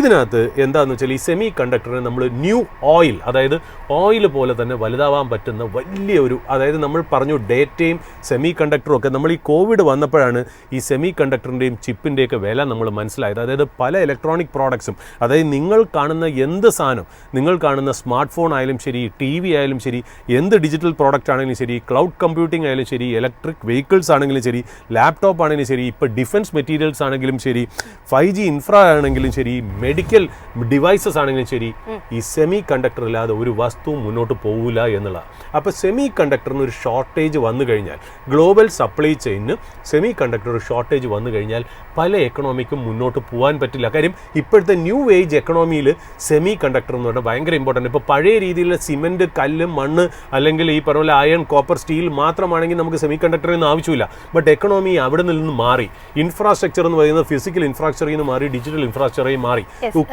ഇതിനകത്ത് മേ ബി സാറ് തുടക്കത്തിൽ പറഞ്ഞ പോലെ തന്നെ ചില പ്രേക്ഷകർക്ക് അറിയില്ലായിരിക്കാം ഒരു പക്ഷേ എന്താണ് സെമി കണ്ടക്ടേഴ്സ് എന്നുള്ളത്. കൃത്യമായിട്ട് ഇപ്പോൾ നമ്മുടെ PCR-ൽ നിന്നൊരു വീഡിയോ കൂടി എൻ്റെ സാറിൻ്റെ പറയുന്നതിനൊപ്പം തന്നെ പ്ലേ ചെയ്യുന്നുണ്ട്. സോ പ്രേക്ഷകർക്ക് ഈസി ആയിട്ട് കണക്ട് ചെയ്യാൻ പറ്റും. ഓക്കെ, അപ്പോൾ സെമി കണ്ടക്ടർ അത് ഏതായാലും നന്നായി. കാര്യം അങ്ങനെ ഒരു സപ്പോർട്ടും കൂടെ വന്നല്ല. കാര്യം ഇത്തിരി കോംപ്ലിക്കേറ്റഡ് ആയിട്ടുള്ള സബ്ജക്റ്റ് ആണ്. അപ്പോൾ സെമി കണ്ടക്ടർ, അപ്പോൾ ഇപ്പോൾ എന്ത് സാധനവും നമ്മൾ ഡിജിറ്റലാണ്. ഒരു കാറ് പോലും മെക്കാനിക്കൽ പ്രൊഡക്റ്റിൽ നിന്ന് മാറി. പണ്ടൊക്കെ നമ്മൾ കാറിനെ കുറിച്ച് ഒരു പ്രോബ്ലം നമ്മൾ പറയുന്നത് പഴയ സിനിമയൊക്കെ കണ്ടാൽ മനസ്സിലാവും. വണ്ടി എന്തുകൊണ്ട് നിന്നുപോയി? ബ്രേക്ക് ഡൗൺ ആയി. അതായത് മെക്കാനിക്കൽ ഇഷ്യൂസ് ആണ് നമ്മൾ പറയുന്നത്. അല്ലെങ്കിൽ എഞ്ചിൻ ചൂടായി, അല്ലെങ്കിൽ വെള്ളം തീർന്നുപോയി, പെട്രോൾ തീർന്നുപോയി എന്ന് പറയുന്ന സ്ഥലത്ത് നമ്മളിപ്പോൾ പറയുന്നത് ചിപ്പ് അടിച്ചു പോയി, അങ്ങനത്തെ രീതിയിലേക്ക്, അതായത് ഡിജിറ്റൽ ഇഷ്യൂസ് ആയി മാറി എന്നുള്ള. അപ്പോൾ സെമി കണ്ടക്ടറിന്റെ ഇൻവോൾവ്മെന്റ് നമ്മുടെ ഡെയിലി ലൈഫിലും നമ്മൾ ഉപയോഗിക്കുന്ന പ്രോഡക്ട്സിലും വരുന്ന ഇൻഫ്രാസ്ട്രക്ചർ, അതായത് ഇപ്പോൾ ഡിജിറ്റൽ ഇൻഫ്രാസ്ട്രക്ചർ ആണല്ലോ, പഴയ പോലെ ഫിസിക്കൽ ഇൻഫ്രാസ്ട്രക്ചർ മാത്രമല്ല എന്നുള്ള, എല്ലാം ഡിജിറ്റൽ ഇൻഫ്രാസ്ട്രക്ചർ ആയതുകൊണ്ട് ഈ പറയുന്ന പോലെ നമുക്ക് അതിനകത്തുള്ള ഒരു എന്താ പറയുന്നത് ഷോർട്ടേജ് എന്ന് പറയുന്നത് വളരെ ഇമ്പോർട്ടൻ്റ് ആയിട്ടുള്ളതാണ്. ഈ ട്രെൻഡ് നന്നായിട്ട് മനസ്സിലാക്കി ഗ്ലോബൽ ഇൻവെസ്റ്റേഴ്സിന് അത് നല്ല രീതിയിൽ പൈസ ഉണ്ടാക്കാൻ പറ്റി. അതായത് പല കമ്പനികളും, അതായത് ഇന്ത്യ വളരെ ലേറ്റ് ആണ് ഈ ബസ്സിന്. അതായത് മറ്റുള്ള രാജ്യങ്ങൾ ഇതിൽ ഒരുപാട് മുന്നോട്ട് പോയി. മറ്റുള്ള രാജ്യങ്ങൾ എന്ന് പറയുമ്പോൾ basically US, Taiwan, Japan, South Korea, China എന്നിങ്ങനെയുള്ള കൺട്രികളാണ് കൂടുതലും മുന്നോട്ട് പോയെന്നുള്ളത്. ഇന്ത്യ വളരെ പുറകിലായി പോയി എന്നുള്ളത് പറയാതിരിക്കാൻ പറ്റില്ല. ഇന്ത്യ കൂടുതലും സോഫ്റ്റ്വെയറിലാണ് കോൺസെൻട്രേറ്റ് ചെയ്തത്. നമ്മൾ ഒരിക്കലും ഫേം വെയറിലോ അല്ലെങ്കിൽ ഈ പറയുന്ന പോലെ ഹാർഡ്വെയറിലോ അല്ലെങ്കിൽ ചിപ്പ് മേക്കിങ്ങിലോ സെമി കണ്ടക്ടറിലോ നമ്മൾ അധികം ചെയ്തിട്ടില്ല എന്നുള്ള. ഗ്ലോബലി ഈ ഓപ്പർച്യൂണിറ്റി മനസ്സിലാക്കിയവർക്ക് ഇത് റൈഡ് ചെയ്യാനായിട്ട് ഒരുപാട് ഓപ്പർച്യൂണിറ്റി കിട്ടി എന്നുള്ളതാണ്. NVIDIA പോലെയുള്ള company, TSMC, Qualcomm, MediaTek, SK Hynix, Samsung, Applied Materials, ഇതൊക്കെ മൾട്ടി ബാഗർ ആയിട്ടുള്ള സ്റ്റോക്കാണ്. ബട്ട് ഇതൊന്നും ഇന്ത്യൻ മാർക്കറ്റ് ലിസ്റ്റഡ് ആയിട്ടുള്ളതല്ല. അപ്പോൾ ഗ്ലോബൽ ഇൻവെസ്റ്റേഴ്സിന് നമുക്കാണെങ്കിൽ ഇതിൽ ഡയറക്റ്റ് ആയിട്ട് പ്ലേ ചെയ്യാൻ ഒരുപാട് റെസ്ട്രിക്ഷൻസും ഒരു സാധാരണക്കാരൻ എന്നുള്ള രീതിയിൽ നമുക്ക് ആ ഗ്ലോബൽ സ്റ്റോക്സിൻ്റെ ഒരു മൾട്ടി ബാഗർ ഒരു മൂവ്മെൻറ്റിൽ നമുക്ക് വലുതായിട്ട് ബെനിഫിറ്റ് ചെയ്യാൻ പറ്റിയില്ല എന്നുള്ളൊരു ഇമ്പോർട്ടൻറ്റ് കാര്യം തന്നെയാണ്. ഇന്ത്യയിൽ ഇതിൻ്റെ ഇപ്പോഴത്തെ ഒരു ഓപ്പർച്യൂണിറ്റി എന്ന് പറഞ്ഞാൽ 40 ബില്യൺ ആനുവലിയാണ് ഇതിൻ്റെ ഓപ്പർച്യൂണിറ്റി എന്ന് പറയുന്നത്. അതിപ്പോൾ ഏതാണ്ട് 2030 ആകുമ്പോഴത്തേക്കും ഏതാണ്ട് 100 ബില്യൺ പെർ ഇയർ ഓപ്പർച്യൂണിറ്റിയാണ് സെമി കണ്ടക്ടറിൽ വരാൻ പോകുന്നത്. അത് മാത്രമല്ല, സെമി കണ്ടക്ടറിൽ നമ്മൾ ഇനിയിപ്പോൾ ഒരു ഇൻഫ്രാസ്ട്രക്ചറും അതിൻ്റെ ഒരു മെക്കാനിസവും എക്കോസിസ്റ്റവും ഉണ്ടാക്കിയില്ലെങ്കിൽ നമുക്ക് ഈ പറയുന്ന ഒരു വികസിത് ഭാരത് എന്ന് പറയുന്ന രീതിയിലേക്ക് നമുക്ക് ഉയരാൻ പറ്റൂല എന്ന് മനസ്സിലാക്കിക്കൊണ്ടായിരിക്കാം ഗവൺമെൻറ് 2021 സെമികോൺ ഇന്ത്യ എന്ന് പറഞ്ഞ ഒരു പ്രോഗ്രാം ക്രിയേറ്റ് ചെയ്ത് ഏതാണ്ട് 80,000 കോടി, അതായത് $10 ബില്യൺ ഗവൺമെൻറ് അതിനു വേണ്ടി മാറ്റിവെച്ചു എന്നുള്ളതാണ്. അതായത് ഗോൾഡ് എന്ന് പറയുന്നത്, നമ്മുടെ ഒരു ഗോൾ എന്ന് പറയുന്നത് ഈ ഗ്ലോബൽ സെമി കണ്ടക്ടർ, അതായത് ഒരു സെമി കണ്ടക്ടർ വാല്യൂ ചെയിൻ്റെ എല്ലാം ഫുൾ ലൈഫ് സൈക്കിളിലേക്ക് നമ്മൾ കയറി വരാം. അതിൻ്റെ ബേസിക് ലെവൽ മുതൽ ഹയർ അഡ്വാൻസ് സ്റ്റേജ് വരെയുള്ള ഫുൾ സൈക്കിളിലേക്ക് നമുക്ക് ഉയർന്നു വരണം എന്നാണ് ഗവൺമെൻറ് ആഗ്രഹം. പക്ഷേ എല്ലാ സെക്ടറിലേക്കും അല്ലെങ്കിൽ ആ ഫുൾ സൈക്കിളിലേക്ക് നമുക്ക് ഇടപെടാൻ പറ്റൂല എന്നുള്ളതിന് വേറെ പല കാരണങ്ങളും കൂടെ ഉണ്ട് എന്നുള്ളതാണ്. ബട്ട് ഗവൺമെൻറ് അങ്ങനെ ആഗ്രഹിക്കുന്നു എന്നുള്ളതാണ്. അതായത് മാനുഫാക്ചറിങ് ടു പാക്കേജിങ്, അതാണ് നമ്മൾ പറയുക. ചിപ്പിനെ സംബന്ധിച്ച് നമ്മൾ പറയുന്നത് സെമി കണ്ടക്ടറിനെ കുറിച്ച് മാനുഫാക്ചറിങ് ടു പാക്കേജിങ് വരെ നമ്മൾ എല്ലാത്തിലും ഇൻവോൾവ് ആവണം എന്നുള്ളതാണ്. എന്താണ് മാനുഫാക്ചറിങ് എന്ന് വെച്ചാൽ നമുക്ക് എന്താണെന്നറിയാം. പാക്കേജിങ് എന്താണ് ചിപ്പിൽ വരുന്നതെന്നായിരിക്കും എല്ലാവർക്കും വരുന്നത്. സാധാരണ ചിപ്പ് എന്ന് പറയുന്ന സാധനം വളരെ സെൻസിറ്റീവും വൾണറബിളുമാണ്. അപ്പോൾ അതിനൊരു പ്രൊട്ടക്റ്റീവ് കവർ വേണം. ആ പ്രൊട്ടക്റ്റീവ് കവറിനെയാണ് പാക്കേജിംഗ് എന്ന് പറയുന്നത്. നമ്മൾ പറയില്ലേ, നമ്മുടെ ബ്രെയിനിന് പ്രൊട്ടക്റ്റ് ചെയ്യാനായിട്ട് ഒരു സ്കളുണ്ട് അല്ലേ എന്ന് പറയുന്നതാണ് ഈ പാക്കേജിംഗ് എന്ന് പറഞ്ഞാൽ. ഞാനൊരു സിമ്പിൾ ടേംസിൽ പറഞ്ഞത്. അപ്പോൾ ഫാബ്രിക്കേഷൻ ടു പാക്കേജിംഗ് ആണ് ഇതിൻ്റെ ഒരു ഓപ്പർച്യൂണിറ്റി എന്ന് പറയുന്നത്. പിന്നെ government India semi conductor mission create ചെയ്തു. അതായത് ഇതിന് വേണ്ടിയിട്ടുള്ള പോളിസീസ് കോർഡിനേറ്റ് ചെയ്യാൻ, ഇൻവെസ്റ്റ്മെൻറ്റ്സ് കോർഡിനേറ്റ് ചെയ്യാനൊക്കെ ഗവൺമെൻറ്റിൻ്റെ ഭാഗത്തുനിന്നും പല രീതിയിലും ഗവൺമെൻറ് സഹായമായിട്ട് കൊണ്ടുവന്നു. PLI സ്കീമിൽ ഉൾപ്പെടുത്തി, അതായത് പ്രൊഡക്ഷൻ ലിങ്ക്ഡ് ഇൻവെസ്റ്റ്മെൻറ്റ് സ്കീമിലേക്ക് ഉൾപ്പെടുത്തിയെന്ന്. അതായത് ഇൻസെൻറ്റീവ്സ്, അതായത് ഏതെങ്കിലും company semi conductor fabrication, packaging, assembly unit ഒക്കെ ഉണ്ടാക്കാൻ വേണ്ടിയിട്ട് ഇൻസെൻറ്റീവ്സ് വരെ PLI കൂടെ ഗവൺമെൻറ് കൊടുത്തു എന്നുള്ള. അപ്പോൾ ഇതിനകത്ത് എന്തൊക്കെയാണ് സ്റ്റേജ് എന്നുള്ളതാണ് ഇതിൻ്റെ ഫസ്റ്റ് പാർട്ടായിട്ട് നമ്മൾ മനസ്സിലാവണം. ഫസ്റ്റ് പാർട്ട് എന്ന് പറഞ്ഞാൽ ഈ ചിപ്പ് സെമി കണ്ടക്ടർ ഉണ്ടാക്കുന്നതിന് മുമ്പ് ഇത് ഡിസൈൻ ചെയ്യണം. ഈ ഡിസൈൻ ചെയ്യുന്നതെന്ന് പറഞ്ഞാൽ ഡിജിറ്റലിയാണ് ഇതിനെ ഡിസൈൻ ചെയ്യാന്ന് പറഞ്ഞാൽ, അതാണ് അതിൻ്റെ ഫസ്റ്റ് പാർട്ട്. ആ ഡിസൈൻ കഴിഞ്ഞ് ആ ഡിസൈൻ നമ്മളെല്ലാം മനസ്സിലാക്കി ഡിസൈൻ എല്ലാം ഓക്കെ ആക്കി കഴിഞ്ഞു കഴിഞ്ഞാൽ പിന്നെ നമ്മൾ അതിനെ ഫാബ്രിക്കേഷനിലേക്ക് കൊണ്ടുപോകണം. ആ ഫാബ്രിക്കേഷൻ എന്ന് പറഞ്ഞാൽ റിയൽ മാനുഫാക്ചറിങ് ഓഫ് ചിപ്സ് ആണ് അവിടെ നടക്കുന്നത് എന്നുള്ളതാണ് സെക്കൻഡ് സ്റ്റേജ്. മൂന്നാമത്തെ സ്റ്റേജ് എന്ന് പറഞ്ഞാൽ ഇത് അസംബ്ലി ചെയ്യണം, ടെസ്റ്റ് ചെയ്യണം, അത് പാക്കേജ് ചെയ്യണം. നമ്മൾ പറഞ്ഞല്ലോ പാക്കേജിങ് എന്നാൽ അതായത് ഒരു ഫൈനൽ പ്രോഡക്റ്റ് ആയിട്ട് മാറ്റണം. അതായത് നമ്മൾ ഡിസൈൻ ചെയ്തു, അത് കഴിഞ്ഞ് അത് മാനുഫാക്ചർ ചെയ്തു, പിന്നെ അതിന് ടെസ്റ്റ് ചെയ്തു, അത് കഴിഞ്ഞ് നമ്മൾ അതിനെ പാക്ക് ചെയ്തു എന്നുള്ള. അപ്പോൾ ഈ 4 ലെവലിലാണ് ശരിക്കും പറഞ്ഞാൽ ഇതിൻ്റെ കോർ ആക്ടിവിറ്റി നടക്കുന്നത്. പിന്നെ ഇതിൻ്റെ അഞ്ചാമത്തെ അടുത്തൊരു ആക്ടിവിറ്റി എന്ന് പറഞ്ഞാൽ ഇത് ഉണ്ടാക്കാനായിട്ടുള്ള മെഷീൻസ്. ഇത് ഉണ്ടാക്കാനുള്ള മെഷീൻസ് എന്ന് വെച്ചാൽ ഇതൊക്കെ ചെയ്യാൻ, ഫാബ്രിക്കേറ്റ് ചെയ്യാൻ, ഇത് ചെയ്യാനായിട്ടുള്ള മെഷീൻസ്. അവിടെ ശരിക്കും പറഞ്ഞാൽ ഇന്ത്യക്ക് യാതൊരു ഇൻവോൾവ്മെൻറ്റും ഇല്ല. അത് ആദ്യം തന്നെ പറഞ്ഞു വയ്ക്കുക. അതായത് ASML പോലുള്ള കമ്പനീസാണ് അത്. പക്ഷേ ഗ്ലോബലി തന്നെ ASML ആയിട്ട് ഒരു ലീഡർ. ഇന്ത്യ കുറ്റം പറയാൻ നോക്കില്ല. പല കൺട്രീസിലും ഈ എക്യുപ്മെൻറ്റ്സ്, അതായത് ഈ ചിപ്പ് ഉണ്ടാക്കുന്ന എക്യുപ്മെൻറ്റ്സ് ഉണ്ടാക്കുന്നതിൽ ആ സൈക്കിളിൻ്റെ ആ പാർട്ടിൽ ഇന്ത്യക്ക് എന്നല്ല പല രാജ്യങ്ങൾക്കും അതിനകത്ത് ഇമ്പോർട്ടൻസ് ഇല്ല. ASML എന്ന് പറഞ്ഞൊരു കമ്പനിയാണ് അതിനകത്ത് വളരെ വലിയ രാജാവായിട്ട് നിൽക്കുന്നത് എന്നുള്ളതാണ്. Last but not the list നമ്മൾ 3 ഇത് പറഞ്ഞല്ലോ. അതായത് chip design, fabrication, testing and packaging പറഞ്ഞു. എക്യുപ്മെന്റ്സ് നമ്മൾ മാറ്റി വെച്ചു, കാര്യം ഇന്ത്യയിലില്ല. പിന്നെ ഇതിൻ്റെ ഇടയിൽ കിടക്കുന്നത് പറഞ്ഞാൽ റോ മെറ്റീരിയൽസ് എന്ന് പറഞ്ഞാൽ വളരെ ഇമ്പോർട്ടൻ്റ് ആയിട്ടുള്ള ഒരു കാര്യമാണ്. ഈ റോ മെറ്റീരിയൽസ് എന്ന് പറയുമ്പോൾ ഈ ബേസ് മെറ്റീരിയൽ നമുക്ക് ആവശ്യമുള്ളത് സിലിക്കോണാണ് ഇതിൻ്റെ ഏറ്റവും അടിസ്ഥാനപരമായിട്ടുള്ള ഒരു മെറ്റൽ എന്ന് പറയുന്നത്. അതിന് സിലിക്കോണിൻ്റെ അവൈലബിലിറ്റി ഇന്ത്യയിൽ ഉണ്ടാവണം എന്നുള്ളത്, അതായത് ഈ വേഫർ ബേസ് ഉണ്ടാക്കുന്ന സിലിക്കോൺ വെച്ചിട്ട്. അപ്പോൾ ഇതിനൊന്നും നമുക്ക് ഗവൺമെൻറ് എന്ത് ചെയ്യാൻ പറ്റും? നമുക്ക് നാച്ചുറലി അത് അവൈലബിൾ അല്ലെങ്കിൽ നമ്മുടെ ഇന്ത്യൻ കമ്പനീസ് അല്ലെങ്കിൽ ഇന്ത്യൻ ഗവൺമെൻറ് പുറത്തു പോയി ഇത് കിട്ടാവുന്ന മിനറൽ ഫീൽഡ്സ് നമ്മൾ അക്വയർ ചെയ്യണം, അല്ലെങ്കിൽ അങ്ങനത്തെ കമ്പനികൾ അക്വയർ ചെയ്യണം. അത് നാച്ചുറലി കിട്ടേണ്ട ഒരു സാധനമാണ് എന്നുള്ളതാണ്. അപ്പോൾ ബേസ് മെറ്റൽ സിലിക്കോൺ ആണെന്ന് പറഞ്ഞു വയ്ക്കുന്നു. പിന്നെ ഒരുപാട് മെറ്റൽസ് ആവശ്യമുണ്ട്. മെറ്റൽസ് പറയുമ്പോൾ copper, tungsten, aluminium, titanium, cobalt, ഇങ്ങനത്തെയൊക്കെ മെറ്റൽസ് അതിനകത്ത് ആവശ്യമുണ്ടെന്നുള്ളത് ഒരു ഇമ്പോർട്ടൻ്റ് ആയിട്ടുള്ള കാര്യം തന്നെയാണ്. പിന്നെ ഇത് ഉണ്ടാക്കാനായിട്ട് ഒരുപാട് കെമിക്കൽസ് വേണം. കെമിക്കൽസ് എന്ന് പറഞ്ഞാൽ കെമിക്കൽസ് ആൻഡ് ആസിഡ്സ്, അതായത് ഈ പല കാര്യങ്ങളും ക്ലീൻ ചെയ്യാനൊക്കെ നമ്മൾ ശരിക്കും പറഞ്ഞാൽ സൾഫ്യൂറിക് ആസിഡ്, ഹൈഡ്രോഫ്ലൂറിക് ആസിഡ്, ഇങ്ങനെ പല കെമിക്കൽസും അതിന് ആവശ്യമുണ്ട്.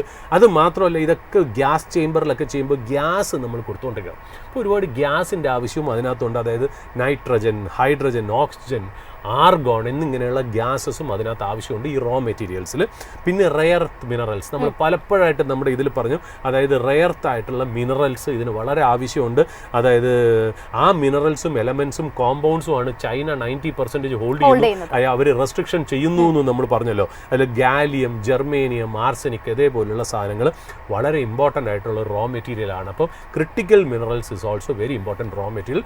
Last but the not the least ഏറ്റവും വലിയ ആവശ്യമുള്ള സാധനം ശരിക്കും പറഞ്ഞാൽ ഈ അൾട്രാ പ്യുവർ വാട്ടർ. അതായത് ഈ ചിപ്പൊക്കെ വളരെ പ്രസിഷനിൽ ഇത് ക്ലീൻ ചെയ്യണം, ഒരൊറ്റ ഇമ്പ്യൂരിറ്റീസ് പോലും ഇരിക്കാൻ പറ്റില്ല. So it need abundance of water. അപ്പോൾ അതെന്തുകൊണ്ടാണ് ഞാൻ പറഞ്ഞു വെച്ചാൽ നമ്മൾ എന്തുകൊണ്ട് ചില സ്ഥലങ്ങളിൽ അല്ലെങ്കിൽ ചില സ്റ്റേറ്റുകളിൽ, സംസ്ഥാനങ്ങളിൽ ഈ ചിപ്പ് മാനുഫാക്ചറിങ് ഫെസിലിറ്റി വരില്ല എന്ന് വെച്ചാൽ, ഇപ്പോൾ തമിഴ്നാടൊക്കെ ശരിക്കും പറഞ്ഞാൽ അത്രയും വെള്ളം കൊടുക്കാമെന്ന്, എന്നിട്ടും തമിഴ്നാട് വരുന്നുണ്ടെന്നാണ് ഞാൻ മനസ്സിലാക്കിയത്. എങ്കിലും തമിഴ്നാടൊക്കെ ഈ വെള്ളത്തിൻ്റെ അവൈലബിലിറ്റി, അപ്പോൾ നമ്മൾ എവിടെയാണ് ഒരു ചിപ്പ് ഫാക്ടറി വെക്കേണ്ടത് അവിടെ അത്രത്തോളം വെള്ളം കിട്ടണം എന്നുള്ളതാണ്. അപ്പോൾ ഈ ഓരോ സ്റ്റേജസ് നമ്മൾ പറഞ്ഞല്ലോ, അതായത് ചിപ്പ് ഡിസൈൻ, ഫാബ്രിക്കേഷൻ, പിന്നെ ടെസ്റ്റിംഗ് ആൻഡ് പാക്കേജിങ്, പിന്നെ നമ്മൾ പറഞ്ഞ പോലെ അപ്ലയൻസസ്, അത് ഉണ്ടാക്കുന്ന എക്യുപ്മെൻറ്റ്സ്, അത് നമുക്കില്ല, പിന്നെ റോ മെറ്റീരിയൽസ്. ഇത്രയും ലെവലിലാണ് നമ്മൾ സ്റ്റോക്കിനെ കാണേണ്ടത് എന്നുള്ളതാണ്. ഇന്ത്യയിൽ തന്നെ ഈ പറഞ്ഞ പോലെ ഒരുപാട് ഫോറിൻ കമ്പനീസ് വരുന്നുണ്ട്. ഇപ്പം മൈക്രോൺ ഒക്കെ ഏതാണ്ട് 2.75 ബില്യൻ്റെ ഇൻവെസ്റ്റ്മെൻറ്റ് പറഞ്ഞിട്ടുണ്ട്. ISMC ഇന്ത്യയിലേക്ക് വരുന്നു എന്നൊക്കെ പറയുന്നു. എന്നാലും നമുക്ക് ഇന്ത്യയിൽ തന്നെ ലിസ്റ്റഡ് ആയിട്ടുള്ള സെമി കണ്ടക്ടർ, ഇപ്പോൾ ഒരുപാട് അൺലിസ്റ്റഡ് കമ്പനീസ് ഇതിനകത്ത് വർക്ക് ചെയ്യുന്നു. ഇപ്പോൾ ടാറ്റ ഇലക്ട്രോണിക്സ്, ടാറ്റയുടെ ഇലക്ട്രോണിക്സ് അൺലിസ്റ്റഡ് ആയിട്ടുള്ള കമ്പനിയാണ്. അല്ലാണ്ട് വേറെ കുറേ അൺലിസ്റ്റഡ് ആയിട്ടുള്ള കമ്പനി ഉണ്ട്. ഞാൻ അതിലേക്ക് ഇപ്പോൾ തൽക്കാലം കടക്കുന്നില്ല. നമുക്ക് ലിസ്റ്റഡ് കമ്പനീസിൽ മാത്രം ഈ വാല്യൂ ചെയിനിൽ എവിടെയാണ് ഓപ്പറേറ്റ് ചെയ്യണമെന്നുള്ള കാര്യങ്ങൾ നമുക്ക് പറഞ്ഞു വെക്കേണ്ടിയിരിക്കുന്നു. ഒന്നാമത് കമ്പനിയായിട്ട് നമുക്ക് പറയാം വേദാന്ത. ഈ വേദാന്ത എന്ന് പറഞ്ഞാൽ നമുക്കറിയാലോ, അനിൽ അഗർവാൾ കമ്പനിയാണ്. വേദാന്ത അവർക്കൊരു ഗുജറാത്ത് സബ്സിഡറി ഉണ്ട്. വേദാന്തയ്ക്ക് ഏതാണ്ട് 1,70,70,000 കോടി മാർക്കറ്റ് ക്യാപ്പാണ് വേദാന്തയ്ക്കുള്ളത്. വേദാന്തയ്ക്ക് പല മെറ്റൽസും മറ്റുള്ള ഡിവിഷൻസും ഒക്കെ ഉള്ളതിൻ്റെ കൂടെ അവരുടെ ഒരു സബ്സിഡറി ഈ പറഞ്ഞ പോലെ ഒരു ഫാബ്രിക്കേഷൻ, ചിപ്പ് ഫാബ്രിക്കേറ്റ് ചെയ്യുന്ന യൂണിറ്റ് തന്നെയാണ് അവർ ഉണ്ടാക്കാൻ ശ്രമിക്കുന്നത്. അവർ ഫോക്സ്കോൺ ആയിട്ടുള്ളൊരു JV അവർ എക്സ്പെക്ട് ചെയ്തു, ബട്ട് ഫോക്സ്കോൺ എക്സിറ്റ് ചെയ്തു. അവർ വേറെ പാർട്ട്നേഴ്സിനെ സ്കൗട്ട് ചെയ്യണം. അപ്പോൾ വേദാന്ത എന്ന് പറയുന്നത് ഒരു കമ്പനി. നമുക്ക് നമ്മുടെ പ്രേക്ഷകർ ഒരു കാര്യം കൂടെ ചോദിച്ചിട്ടുണ്ട്, ഈ കമ്പനീസ് തമ്മിൽ കമ്പയർ ചെയ്യാൻ പറ്റുമോ? ഇപ്പം എല്ലാം കൺസെപ്റ്റ് സ്റ്റേജിലാണ്. അതായത് ഒന്നും ഒരു എൻഡ് പ്രോഡക്റ്റ് ഉണ്ടാക്കിയിട്ടില്ല. അപ്പോൾ ഈ കൺസെപ്റ്റിൽ നമ്മളിത് ഡിഫറൻഷിയേറ്റ് ചെയ്യുന്ന കാര്യമില്ല, നമുക്കൊന്ന് അവതരിപ്പിക്കുക എന്നുള്ളത് തുടക്കത്തിൽ തന്നെ. നമുക്ക് വരും ദിവസങ്ങളിൽ നമുക്ക് ഇൻഫർമേഷൻ കിട്ടുമ്പോൾ നമ്മൾ അത് അപ്ഡേറ്റ് ചെയ്യാം. അപ്പോൾ വേദാന്ത എന്നുള്ളത് ഫസ്റ്റ് സ്റ്റോക്ക്. രണ്ടാമത്തെ HCL ടെക്. HCL ടെക് എന്ന് പറഞ്ഞാൽ അവർ ചിപ്പ് മാനുഫാക്ചറിങ് ഒന്നുമില്ല, അവർ ഈ എഞ്ചിനീയറിംഗ് സോഫ്റ്റ്വെയർസ് അല്ലെങ്കിൽ എഞ്ചിനീയറിംഗ് ഡിവിഷൻസ് ആണ്. അതായത് അവർ മറ്റുള്ള ഗ്ലോബൽ കമ്പനീസായിട്ട് പാർട്ട്ണർ ചെയ്ത്, അതായത് ഇന്റൽ, കോൾകോം അല്ലെങ്കിൽ AMD പോലത്തെ കമ്പനികളായിട്ട് പാർട്ട്ണർ ചെയ്തിട്ട് അതിനെ അവരുടെ ചിപ്സിനെ ഡിവൈസസിലോട്ട് ഇൻ്റഗ്രേറ്റ് ചെയ്യും. അതായത് ഇപ്പോൾ കാർസ് അല്ലെങ്കിൽ ഡ്രോൺസ് അങ്ങനത്തെ കാര്യത്തിലേക്ക് ഇൻ്റഗ്രേറ്റ് ചെയ്യുന്ന എഞ്ചിനീയറിംഗ് സർവീസസ് ആണ് HCL ടെക് ചെയ്യുന്നത്. മാർക്കറ്റ് ക്യാപ്പ് ഏതാണ്ട് 4.4 lakh crore ആയിട്ടുള്ള കമ്പനിയാണ്. അപ്പോൾ HCL ടെക്കിനും AI ഇൻവോൾവ് ആയിട്ടുള്ള ഒരു ഡിവിഷനുണ്ട്. മാനുഫാക്ചറിങ്ങും ഡിസൈനിലൊന്നുമില്ല. ഈ പറഞ്ഞ പോലെ എഞ്ചിനീയറിംഗ് സർവീസസ്, അതായത് കണക്റ്റിംഗ് ഡിവൈസസിലാണ് അവർ കൂടുതലും കോൺസേൺ. പിന്നെ ഇതേപോലെ ടാറ്റ എലക്സി 40,000 കോടി മാർക്കറ്റ് ക്യാപ്പുള്ള ലിസ്റ്റഡ് കമ്പനിയാണ്. അവരും ചിപ്പ് മാനുഫാക്ചറിങ്ങിലൊന്നുമില്ല. അവരും ഈ പറഞ്ഞ പോലെ ഗ്ലോബൽ കമ്പനീസായിട്ട് കൊളാബറേറ്റ് ഇൻ്റഗ്രേറ്റ് ചെയ്തിട്ട് ഒരു ചിപ്പ് ഡിസൈന് വേണ്ടിയിട്ട് നമ്മൾ പറഞ്ഞല്ലോ നമ്മുടെ ഫസ്റ്റ് ഫേസ് ചിപ്പ് ഡിസൈനിന് വേണ്ടിയിട്ടൊക്കെ ടാറ്റ എലക്സി ഉണ്ട്. പിന്നെ അത് മാത്രമല്ല ഇൻ്റഗ്രേഷൻ, അതായത് ഈ കാറുകളിലേക്കൊക്കെ കാറിൻ്റെ ഓട്ടോമോണോസ് വർക്കിങ്ങിനൊക്കെ വേണ്ടിയിട്ടും ഓട്ടോമേറ്റ് ചെയ്യാനുള്ള വർക്കിങ്ങിനും ഒക്കെ ഇൻ്റഗ്രേറ്റ് ചെയ്യുന്ന പരിപാടിയും ടെസ്റ്റിംഗ് പരിപാടി എന്നുള്ളൊക്കെ ഫേസിലാണ് നമ്മുടെ ടാറ്റ എലക്സി, എസ്പെഷ്യലി ഹെൽത്ത് കെയറും ഓട്ടോമോട്ടീവിലുമാണ് ടാറ്റ എലക്സി കോൺസെൻട്രേറ്റ് ചെയ്യുന്നുള്ളത്. പിന്നെ പറയുന്നത് CG power and industrial solutions, അതായത് ക്രോംപ്ടന്റെ കീഴിൽ വരുന്ന അല്ലെ, ഇപ്പൊ ക്രോംപ്ടൻ മാറി എനിക്ക് തോന്നുന്നു മുരുകപ്പ ഗ്രൂപ്പ് ഏറ്റെടുത്തു തോന്നുന്നു അല്ലെ. മുരുകപ്പ ഗ്രൂപ്പ് ഏറ്റെടുത്തു 1,50,000 കോടി മാർക്കറ്റ് ക്യാപ്പ് ഉള്ള കമ്പനിയാണ്. അവർ മെയിൻലി കോൺസെൻട്രേറ്റ് ചെയ്യണം നമ്മൾ ഈ പറഞ്ഞ പോലെ പാക്കേജിങ് ആൻഡ് ടെസ്റ്റിംഗ് സെക്ടറിലാണ് അവർ ഓപ്പറേറ്റ് ചെയ്യണമെന്ന് പറഞ്ഞാൽ അവരുടെ ഒരു Japanese based Thailand based company Japanese based കമ്പനിയായിട്ട് അവർക്ക് കൊളാബറേഷൻ ഉണ്ട്. ടെസ്റ്റിംഗ് ആൻഡ് പാക്കേജിങ്ങിലാണ് അവർ, ചിപ്പ് ഡിസൈനിലോ അല്ലെങ്കിൽ ചിപ്പ് ഫാബ്രിക്കേഷനിലോ ഇപ്പോൾ അവർ കോൺസെൻട്രേറ്റ് ചെയ്യുന്നില്ല എന്നാണ് ലിമിറ്റഡ് ഇൻഫർമേഷൻ നമ്മുടെ മുന്നിലുള്ള. പിന്നെ വരുന്നത് നമ്മുടെ ഡിക്സൺ ടെക്നോളജീസ് തന്നെയാണ്. 90,000 crore മാർക്കറ്റ് ക്യാപ്പ് ഉള്ള കമ്പനിയാണ് ഡിക്സൺ ടെക്നോളജി. ബേസിക്കലി നമുക്കറിയാം ഇലക്ട്രോണിക് മാനുഫാക്ചറിങ്, അതായത് മൊബൈൽ ഫോണൊക്കെ അസംബിൾ ചെയ്യുന്ന ഒരു കമ്പനിയാണ്. അവർ നേരിട്ട് ഈ ചിപ്പിൻ്റെ ലൈഫ് സൈക്കിളിൽ ഒന്നും വരുന്നില്ല കേട്ടോ. എങ്കിലും അവരെ ഒരു സെമി കണ്ടക്ടർ അല്ലെങ്കിൽ ചിപ്പായിട്ടുള്ള ഒരു കമ്പനിയായിട്ട് അതിൻ്റെ ആ സെക്ടറിന് കീഴിൽ അവരെ കണക്കാക്കുന്നത് വെച്ചാൽ അവർ ഒരുപാട് ഡിസ്പ്ലേസ്, അതായത് ഈ ഫാബ്രിക്കേഷൻ യൂണിറ്റ് ഡിസ്പ്ലേസ് ഒക്കെ അവർ ഉണ്ടാക്കുന്നുണ്ടെന്നുള്ള. പിന്നെ അതുമല്ല മറ്റുള്ള സ്മാർട്ട് ഫോൺസ്, നോട്ട്ബുക്ക്, ഇതൊക്കെ ചിപ്പ് അറ്റാച്ച് ചെയ്ത് ഇൻ്റഗ്രേറ്റ് ചെയ്തിട്ടുള്ള ഡിസ്പ്ലേ സിസ്റ്റത്തിലും ഡിക്സൺ ടെക്നോളജി ഉള്ളതുകൊണ്ട് ഡിക്സൺ ടെക്നോളജിയും ഈ ഒരു കാറ്റഗറി സ്റ്റോക്കായിട്ട് നമ്മൾ പറയുന്നു. അതേപോലെ തന്നെ കെയ്ൻസ് ടെക്നോളജീസ് മാർക്കറ്റ് ക്യാപ്പ് 36,000 കോടിയാണ്.